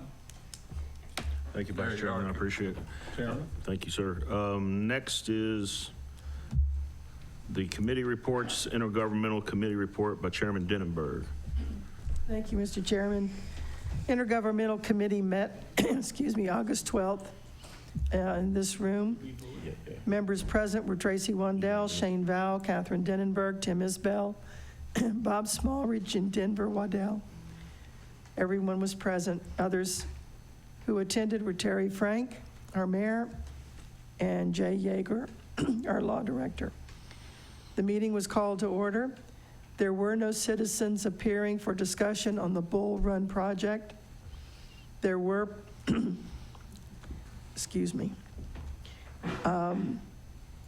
people who were here for the Norris Dam State Park. Motion was made by Commissioner Waddell to rescind the portion of the previous resolution that's in favor of commercializing Norris Dam State Park. Commissioner Smallridge seconded the motion. The motion failed. There was no new business or old business, and the meeting was subsequently adjourned. That's the report, sir. Thank you, Madam Chairman. Any questions on to Commissioner Denenberg on Nope. Okay, thank you. We'll move on. Operations Committee report, Chairman Isabel. Thank you, Mr. Chairman. This first motion, I'm going to turn it over to Commissioner Yeager, and he can do discussion after I read it. Motion was made by Commissioner Yeager, second by Commissioner Jameson, and passed for the full commission for approval to begin the process of contract negotiations for torch, Terrain Space, and Dark Building with the Fire Marshal's approval. Thank you, Mr. Chairman. Torch met with the fire marshal on Thursday. They requested a few items from Torch to get back with the fire marshal, and when those have been satisfied, they said that they will approve it, but we're too early in the process to go through with that tonight, so I move to defer this motion to the next full commission meeting. Got a motion to defer, seconded. Any other discussion? I guess there's no discussion on deferral motion. All in favor, say aye. Aye. Any opposed? Motion carries. Sorry, Commissioner McCamey, did you have something, sir? Cut you off there. The motion was just to allow them to start the negotiation process, and I don't see why we couldn't go ahead and do that tonight. And that's part of it, is with the fire marshal. That's part of the negotiations. Anything that they come up with then will be brought back to us to either approve or not approve. So I don't know why we would delay it a month to start the negotiations. If we're not going to approve the start of the negotiations, then there's no need in them meeting with the fire marshal. If the fire marshal doesn't approve if their request doesn't get met, then there will be no need to even go into negotiations. So I was just waiting until they met the requirements by the fire marshal. Okay, who was going to do the negotiations to begin with? It would have been Torch and our law director. But couldn't that go ahead and continue and then have a recommendation back to us for approval? I mean, if we delay it a month and then it has to be voted on again to start the negotiations a month from now, and then come back the second month, I mean, we're talking 2 or 3 months down the road, and it's my understanding they're kind of operating different locations now. Yes, some out they're of vehicles. out of vehicles, you're right. So, they need to get an answer one way or the other, and I feel like the negotiations, I mean, all we were being asked for tonight was to allow them to begin the negotiations. And I don't see why we're delaying that for 30 days. Well, the motion's been deferred, and we're having discussion about it, but I missed you, so that's why we're having discussion. And I apologize for that. So if this body would like to, are we allowed to rescind the motion if you want? I mean, but it's up to you as the maker of the motion. I'm fine with that. We can, Jay, are you fine with that? I mean, you're the. I'm sorry, I had a bad case of hiccups. I went out. So Jay, what we've done to. I came back in and evidently I was negotiating. I'm sorry. This Torch situation, I made a motion to defer because they haven't met the fire marshal's specifications for approval. Yes. Commissioner McCamey says he sees, well, you can take up where your comment is, sir. Start working out the details of the lease. That's what he's. I'm fine with that. Is that what you're asking me to do, is to work out? If that seems like. We've already, and I don't mean to interject, we had a deferral motion, it was seconded, we all took a vote, we passed to defer. I missed Commissioner McCamey by the time he had made a request to speak. We had already taken the action. So to proceed in that vein, we would need to rescind the original deferral motion. Yeah, and that's kind of where we're at. Okay, somebody on the prevailing side make a motion, we'll open it back up, just change it to allow me to negotiate, and we'll move forward. Is that what you wanted to accomplish, Robert? Yeah. Commissioner Creasy would like to say a few words. Yeah, I was on the prevailing side, but I was a little bit confused by the motion to delay. The way I'll make the motion to rescind our previous action. We got a motion to reconsider the previous action, seconded by Commissioner Denenberg. Any discussion on the reconsider of the previous motion to defer? Commissioner Meade, did you have anything on the defer, reconsider? I was going to comment. Now I'd like to make a motion if I could. We have a motion to reconsider right now. Oh, yeah, as far as the motion to reconsider, only that the reason this needs to be reconsidered is the original motion in the operation committee was just to begin the process of contract negotiations for the Space and Dark building with the fire marshal's approval. Because until we have the fire marshal approval, we can't really go ahead. But there's nothing wrong with just beginning the process. This is not an approval of their moving in. This is only allowing it to be ready to come before commission for approval. And so I think we need to go ahead and rescind this and make a new motion to as it's stated in the original motion. Okay, so we have a motion on the floor. It was seconded to reconsider the previous motion, which was to defer. Is everybody clear? Yeah, am I allowed to comment? Sure. Yeah, and I had sent an email to Torch prior to today, and the way I understood the response was they had talked with the fire marshal. The fire marshal was fine as long as the county and Emory Valley agreed for them to be there. In other words, if Emory Valley, which we know they already want them there, if they agreed, and if the county agreed in writing to the fire marshal that it's okay for Torch to be there, then the fire marshal would approve it. So I think that's part of the negotiation. So that's the reason I made the motion. Thank you. All right, so we have a motion to reconsider the deferral motion. We've had discussion. All in favor to reconsider, say aye. Aye. Any opposed? Motion carries. So do we open up? And what we're asking for is 2 letters of support. And if you want me to engage in the completion of the negotiations on the lease, fine, but you're probably going to need to put in there another component that we write a letter of support to be signed by the mayor or the chairman, because the fire marshal is asking for that before we go any further as a letter of support. So it's probably a 2-pronged. Mayor may even have something else she wants in there. Roger went home thinking that. No, he's back here. Okay. I see him. Oh, okay. That's not actually what it's not a letter of support. It's a letter of commitment regarding when construction is finished on the projects that are currently ongoing. Well, and I appreciate, we don't really have anything on the floor right now. So Meade, Commissioner Meade, did you have a motion you wanted to make? Yeah, I was going to make a motion to approve the motion as it was actually stated, just to approve the process, to begin the process, which is not an approval.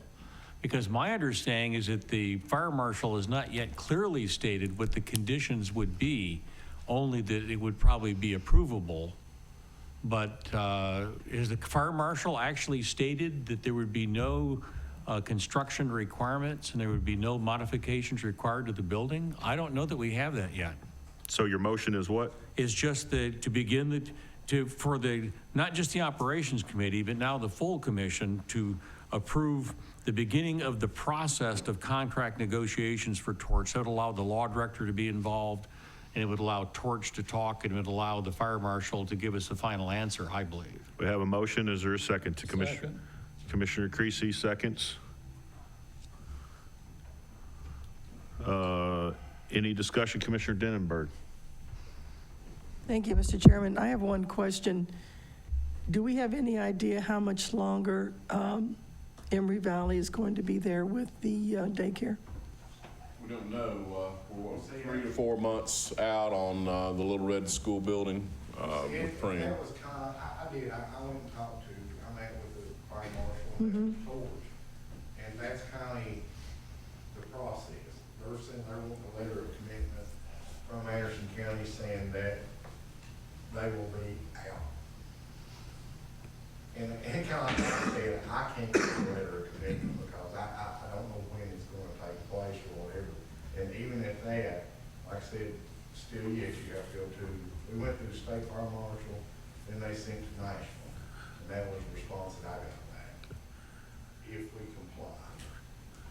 But we still haven't been told by Emory Valley when they expect to vacate the property. Thank you. Thank you, Commissioner Denenberg. Commissioner Yeager. The exact wording from the fire marshal. In order to agree to this proposal, I will need a letter of commitment from the daycare and the county when the daycare construction will be done and ready for final inspection.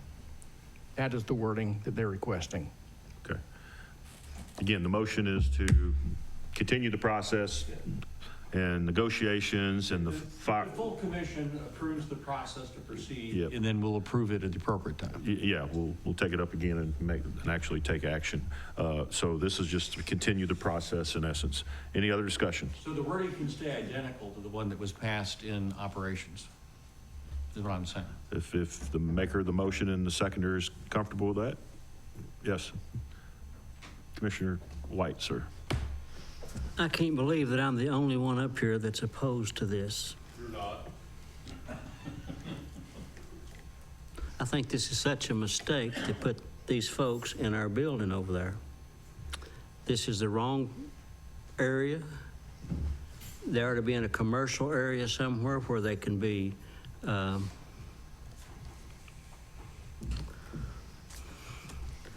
it's just the wrong place, guys. I think we ought to really think this thing through. Seems like we're jumping into it just head over heels, but there's a lot of commercial buildings in Oak Ridge that needs tenants.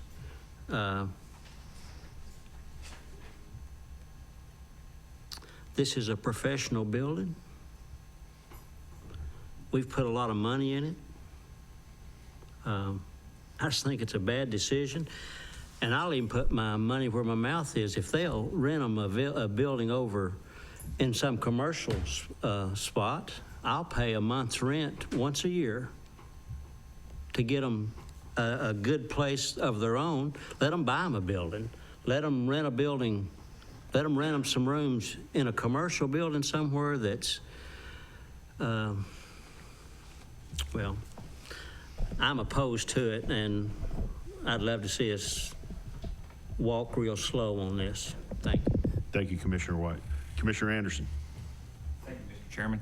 I just wanted to say it feels like we are moving pretty slow and deliberately on it, just beginning the process. And as Jay mentioned in operations, we don't really have any more tighter control over who walks into United Way. You know, there could be a registered sex offender that shows up there, and so I don't think that we're any more exposed as a county by having Torch come in than we are right now. Thank you, Commissioner Anderson. Commissioner Yeager. I completely agree with what Commissioner Anderson said. I have nothing to add. Okay. Any other questions? Commissioner Scott. Thank you. Jay, where do things stand with regards to United Way and I guess it's Emory Valley? From the last walkthrough that we did where we found that they were allotted specific spaces and some were choosing to just kind of move in to other areas because it was vacant. I've got a new list of rooms that Emory Valley, Jennifer has sent to me. I haven't got a new list of rooms from United Way, but the common theme there is they're calling some areas common spaces, and which I don't think we would interpret them that way, but that's what it seems to be, that some of those leasees are saying, look, these are common spaces, we have a right to use them. And that's not set forth in their lease at all that we have. But Mr. Anderson has sent me a list that she'd like to amend, and I can bring it back to County Commission. I think you'll want to adjust the rent there for Emory Valley. Correct. But from that short discussion I had with them via email, I didn't get the impression they were planning on moving from into the Little Red School building anytime soon, and I didn't get the impression that they were going to, we were going to see them leave the ARC at all. I just didn't get that impression. It looked like they were going to be there for a while, and that's what they told us before. They would keep a presence in DARC. They'd try to contain it to the Little Red School building, but it doesn't seem like that's where it's headed. Well, I mean, and the reason why I'm asking is it seems to be creating a domino effect of issues for the county. I mean, as long as Emory Valley is there, we have to have a fire walker, correct? Because of the kids occupying a As long as the portion. children are there. That's what I'm saying. Right, the staff could be there. Right, and if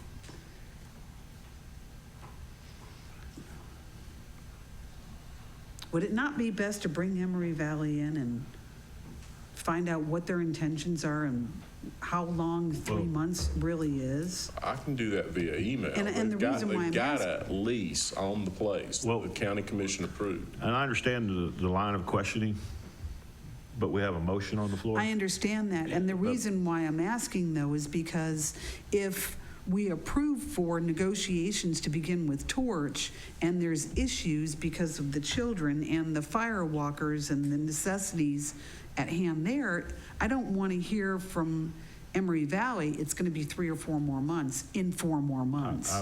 That pushes Torch off. I would suspect that that would be part of the negotiation process. And those questions would be asked. But I do appreciate you bringing them up in this format and discussing it. But I don't think we're going to come to a resolution on that specific issue.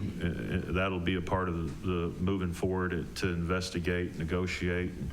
As Commissioner Yeager says, it may be that Torch can't even meet the fire marshal's information. I don't know, but none of us know. So again, the motion is just to proceed forward, negotiate, get information, come back to this body, then we'll take action if there is action to take.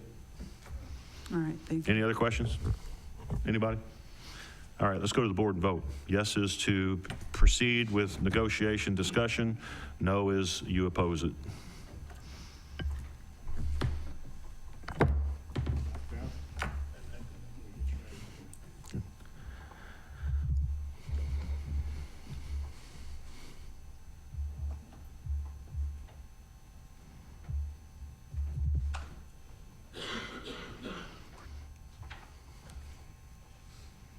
Ten yes, 4 no's, motion passes. Mr. Chairman, I will also try to get some of the answers to the questions like Commissioner Scott has and some of the other individuals here. And I'll keep you posted via email on what I find out, and I'll work with Roger. Yes, please work with Roger and keep him. He's down there all the time. He knows the state of everything. But I'll work with you, Roger, okay? Mayor, did you have anything to add on that issue? No, sir. Okay. Sorry, Mr. Chairman, go ahead. Commissioner Creasy made the motion to centralize the phone system for all departments. Motion was seconded by Commissioner Meade. Motion passed forward to full commission for approval. Motion to approve, Commissioner Isabel, seconded by Commissioner Meade. Any discussion? Commissioner Meade, you have a question? I just have discussion. Okay. You have discussion? Yes. Yes, sir. Go ahead. Okay. What the thing is all about is that our system is becoming more centralized under the RT department, but there's still some things that were left hanging out there. And it really makes sense to bring it back together, to have somebody that can organize it. I think it was a 5-year contract that's come to an end. Yes. And now it has to be renewed. I believe the money for that has already been discussed, or it's going to be discussed. It will be discussed in the budget on the next cycle. Okay. But it's been much to our advantage to bring this all together under our relatively new IT department. And I just think we need to go ahead and do that rather than having individual departments handling their own IT issues, particularly telephone service. Thank you, Commissioner Meade. Commissioner Yeager. I'd like to ask Brian Young to come up and explain this in his terms, because he has a depth of knowledge that exceeds everybody. Good. Good, everyone. I won't be able to run the board, so. and I may be using the wrong word, Mayor, on the, was it a bond? It wasn't a bond that we did the 5-year purchase. It was a continuing, a capital lease purchase. It's treated as a debt instrument via the comptroller's office. Okay. For audit purposes. And you all put that in motion in 2014, I do believe. Now, I'm not sure of the exact time. I inherited this when I came in 2016. What you all have purchased from BCTI and the other telco providers is a very robust system. I don't have any issues with what you all have. As we're coming up to its end on its last couple of payments, which we may be at this point only one more payment. I'd have to check with Finance Department on that, and Karen and Robbie. But basically, as we continue on and move forward with this process with these phone systems, the BCTI group, they have quarters where each quarter of the year, the first quarter is very nil. We have $1,000 first quarter, but third and fourth are the quarters where all of our hardware and machinery that we have that compose this phone system, their licenses to operate that equipment, the warranties are all due on the third and fourth quarter, which is why I presented this to operations and then to move to budget so that we can fund that. When we had that continuing payment process, that was all in there. We had those fees paid, but as this is ending, we have no mechanism from which to continue using the product that we own. And it's not for without it. If we choose to continue using this system, we must therefore run the licenses that Cisco with their equipment. It's what they do. Any Brian, questions? just a quick question, and I'll come to you, Commissioner Smallridge. But so the motion is to centralize all departments, right? And you touched on something. I guess my question is, how are we going to finance it? What code are we going to, how's that going to work? 307 is the code Karen and Robbie and I were looking at, which is standard where we pay the phone bills from. What right now is happening is every month, and we just looked at it again today with the new budget heading towards passing, looking at where the money will be. Right now, for instance, there's $81,000 in 307. Our continued bills to just AT&T are $9,600. Don't quote me on that. Maybe $9,800 a month. That won't continue us through the budget cycle. So we have currently $86,000 setting in all the departments that the budget was funded into those departmental fees to fund 307. And what we did in the past was Karen would spend each month going through, sorting through each department's draw and usage on long distance fees, for instance, and then try to come up with the best percentage that, say, the sheriff paid this month, and then the next month it would be different. But that was going on, an ongoing process for years that Karen was completing. Looking at this above, the 10,000 feet down, Karen and I have been, and I worked with Robbie on it. We're working to fund the codes into individual budgets, which was okay when we first set that in motion, because with that old plan we had, year-long distances varied between departments. Some departments felt like they were using no long distance, where others were using enormous amounts of it. But that's not the case. We all draw from a block with this new package that I put in last year. We're now drawing off of a block, which I believe it's 75,000 minutes. If we go past that 75,000 minutes as a county, I think we've got some issues. I don't see that happening.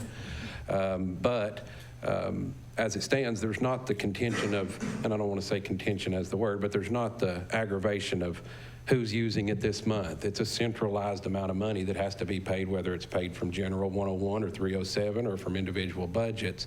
I just see it as a bunch of work for Karen, who I fund part of her salary with keeping care of all of this through my department. Why are we doing all of that busy work just to separate funds when it's really not even something we're even advantageous to do any longer? Thank you. Commissioner Smallridge. Yeah, I had the same question as the chairman. If we approve this motion, are we committing to something we don't know? I mean, you're taking it back to budget, and we don't have an answer in terms of the financial impact of this.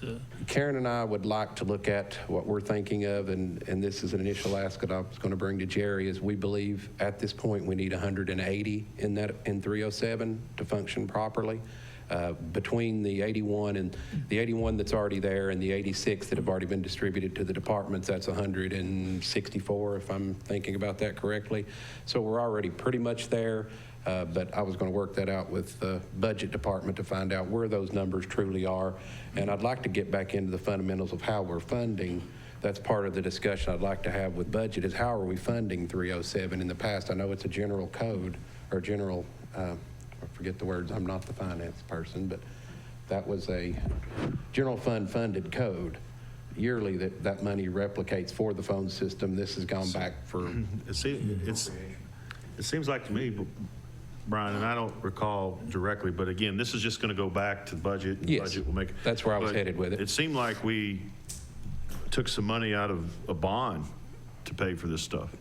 It's like $400,000 or $500,000, if I recall. And again, I don't remember, but it's going to go back through the process, and we'll figure all that out. Yes. As you said, you got 81,000 sitting in the code now. You got 86,000 sitting in other departments' codes, which you'll hypothetically bring in if it's agreed upon at the Yes. budget committee, and then you'll have roughly 167,000 there sitting. So you asking for 180, so you'd be a little bit short. But I would like to know also the appropriations we just passed, you know, how is the 307 still split up in that appropriation? You see what I'm saying? To Yeah, departments. So our appropriation is, you know, I don't know if we can even legally change it. I don't know. I really don't know the answer, but I know Karen and I looking at the codes, the money's been there. Commissioner McCraney says it's just a transfer.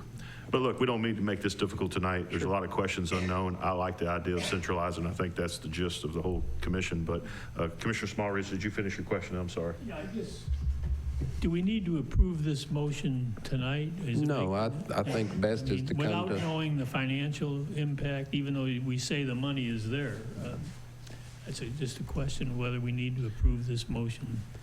What is the motion? Would you read it one more time? So the motion, I'm sorry, I'll jump in here. Sorry. The motion was, Commissioner Creasy made the motion to centralize the phone systems for all departments. Motion was seconded by Commissioner Meade. Motion passed full commission for approval. That was the motion. So it's basically just to centralize the phone system for all departments. If I could get that as a, yes, I would like to have that. And the funding piece, you're going to come back to us? We'll be working that out. Okay. I'll be coming back. Okay. Right. Okay. So we would still have to approve the funding for this. Yes. That's a separate issue. Does that answer your questions, Commissioner Smallridge? Thank you for comments. Commissioner Meade? I appreciate being able to speak a second time, but I think this is pretty important. Back in the old days, when you had long-distance phone calls for a lot of your calls, yes, the departments having their own phone bills was kind of a big deal. But nowadays, with the way phone systems work, there's very few calls that are long distance. Yep. I mean, it's just so many minutes on the phone line.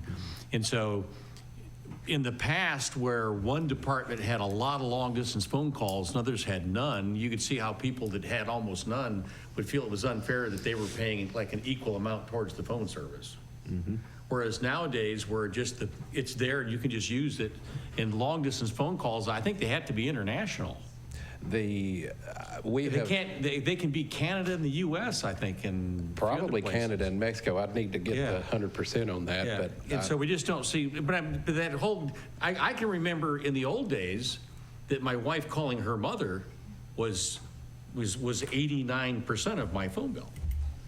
Okay, and it was like that here too, I'm sure. Okay, back in those really old days.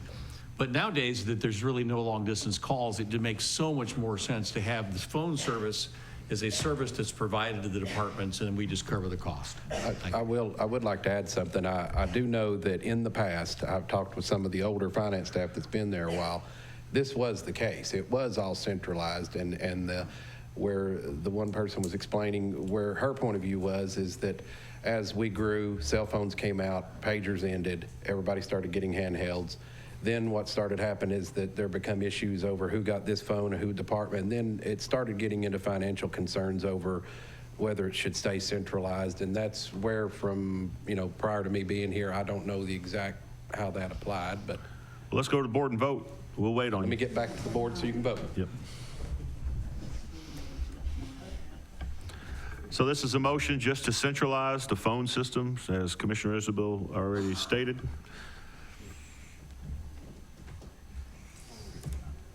Yes is to centralize, no is to not centralize.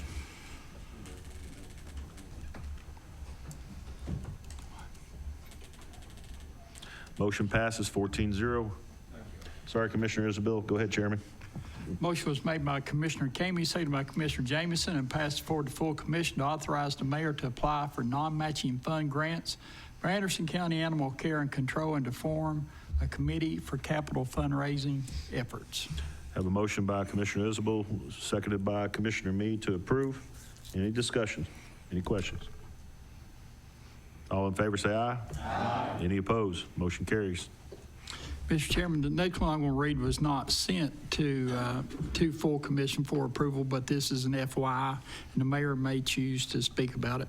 Motion was made by Commissioner Anderson, seconded by Commissioner McCamey, and passed to form a subcommittee consisting of 2 commissioners and 2 citizens chosen by the mayor to work on the park project. Would you like some action on that, Mayor? In the park project, why don't you tell us a little bit about what you presented? Sure. The Clark Center Park that is owned by the Department of Energy in Oak Ridge, there was a grant opportunity that came up from Blue Cross Blue Shield. They had $7 million in funding, and there was an opportunity to partner with Legacy Parks for a $3 million grant to make that park, I guess, modernize it,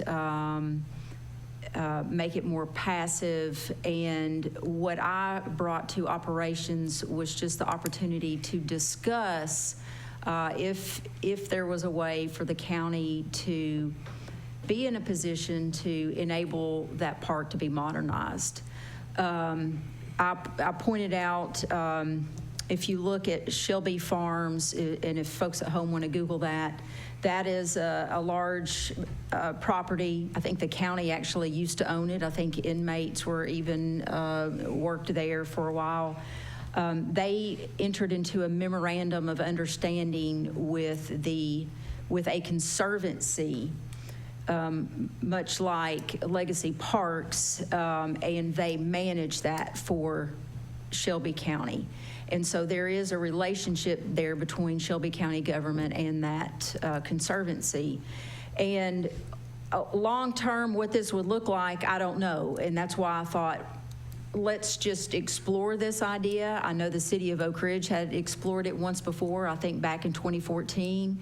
The idea has come and gone, but I thought it would be a good opportunity to explore.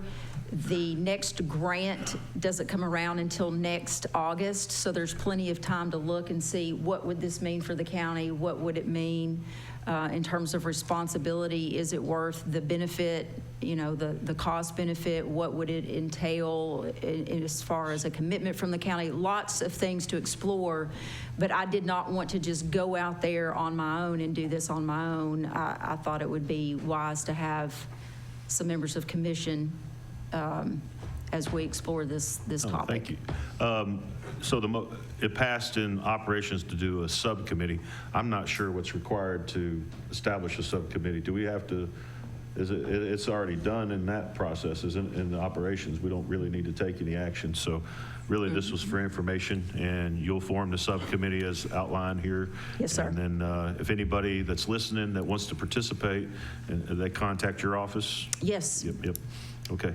Any other questions for the mayor, Commissioner Meade? Obviously, I was one of the commissioners that agreed to be on this subcommittee. And I was also involved in the negotiations between the city of Oak Ridge and the Department of Energy back in 2014 when they were looking at it. Back then, they were just looking at Oak Ridge taking over the park and running it. Okay, DOE was trying to divest themselves of that responsibility, but there was no talk about any kind of grants or any other funding or any other organization that would take part. So I think this needs to be looked at, and I'm willing to be involved. Thank you, Commissioner Meade. Anyone interested could also contact Commissioner Meade. Anything else? Thank you, Mayor. Thank you.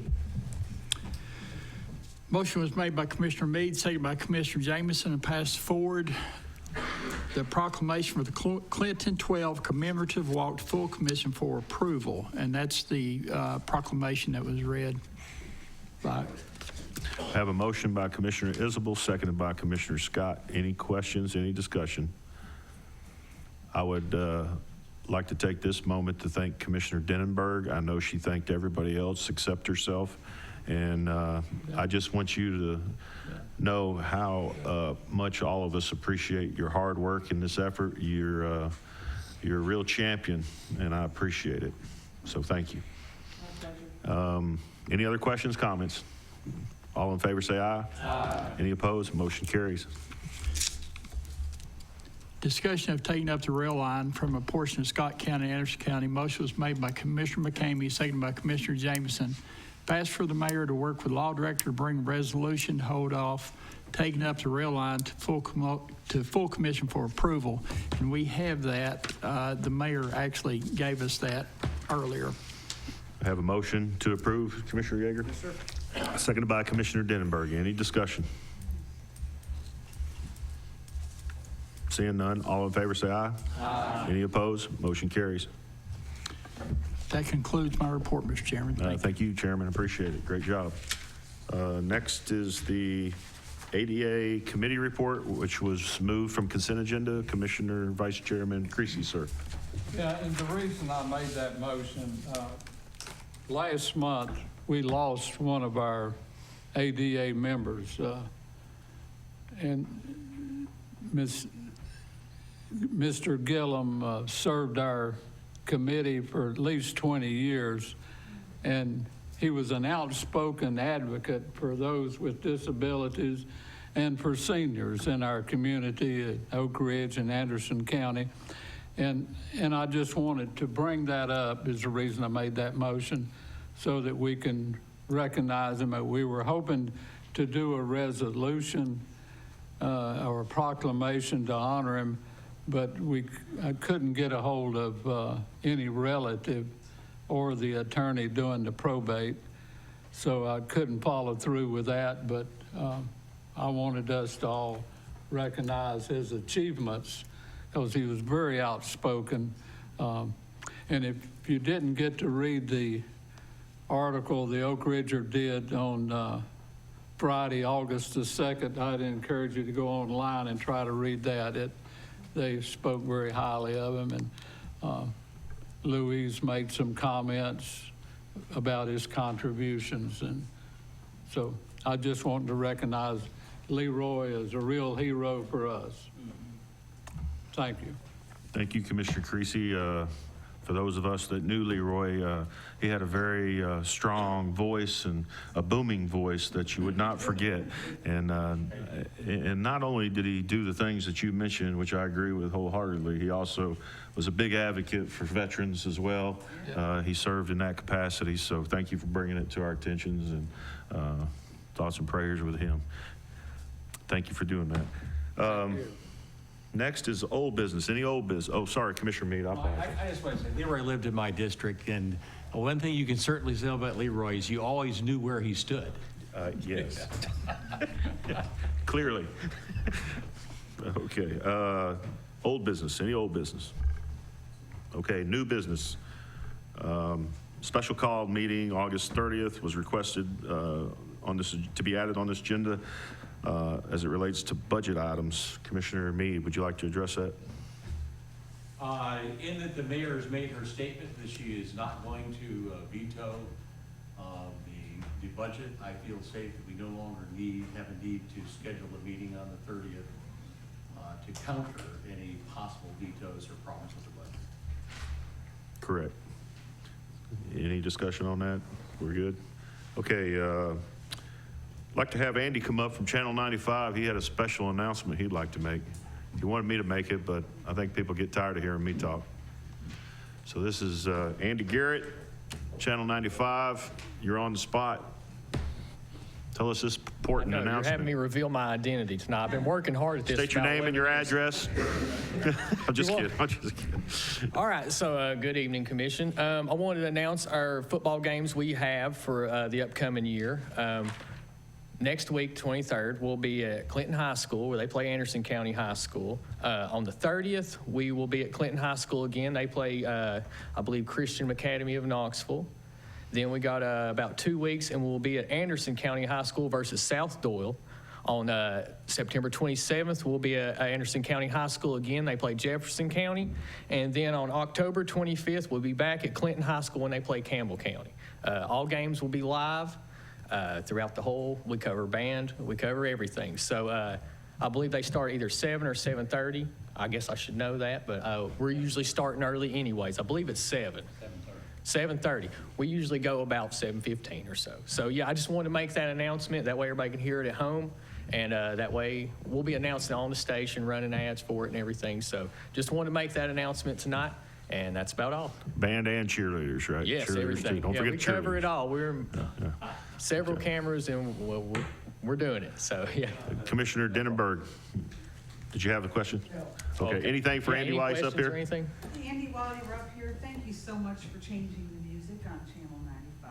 Oh, no problem. No problem. We try to keep it changed up. We're kind of limited. We're a nonprofit, so we can't run any music. Sometimes I try to make my own. Hold your ears. But yeah. Well, thank you very much. Just want to make that announcement. Thank you, Andy. Commissioner Denenberg. Thank you, Mr. Chairman. I just want to make sure that everyone knows about the commemorative walk that we're going to be holding a week from today, August 26th. It'll be the 63rd anniversary of the Clinton 12 youngsters making their walk and integrating the schools. We'll start assembling behind the community center over in the parking lot near the football field. Anyone who wants to participate in the walk can be shuttled up to the Green McAdoo. We will form up there. Excuse me. The combination of Oak Ridge and Clinton High School bands will be positioned on the green area outside the middle school. And once they start playing, that will be the signal for the march to start. And I believe that they're going to be playing as they did when the school was bombed and the students had to be bused over to Oak Ridge. It's my understanding that they were playing the Clinton Fight song, and I believe that's what's going to be played a week from today. So we have a lot of dignitaries that'll be in place. We have Senator Lamar Alexander will be there, Lieutenant Governor McNally, John Reagan, Representative Fleischman, and a former Representative Bob Clement, who was the son of the then Governor Frank Clement. So we'll have a nice program in the gymnasium. And anyone who wants to participate, like I said, please just be at the parking lot around 9 o'clock, and we'll go from there. Thank you. Thank you, Commissioner Denenberg. Any other new business? Seeing no business before us, we stand adjourned. Good motion.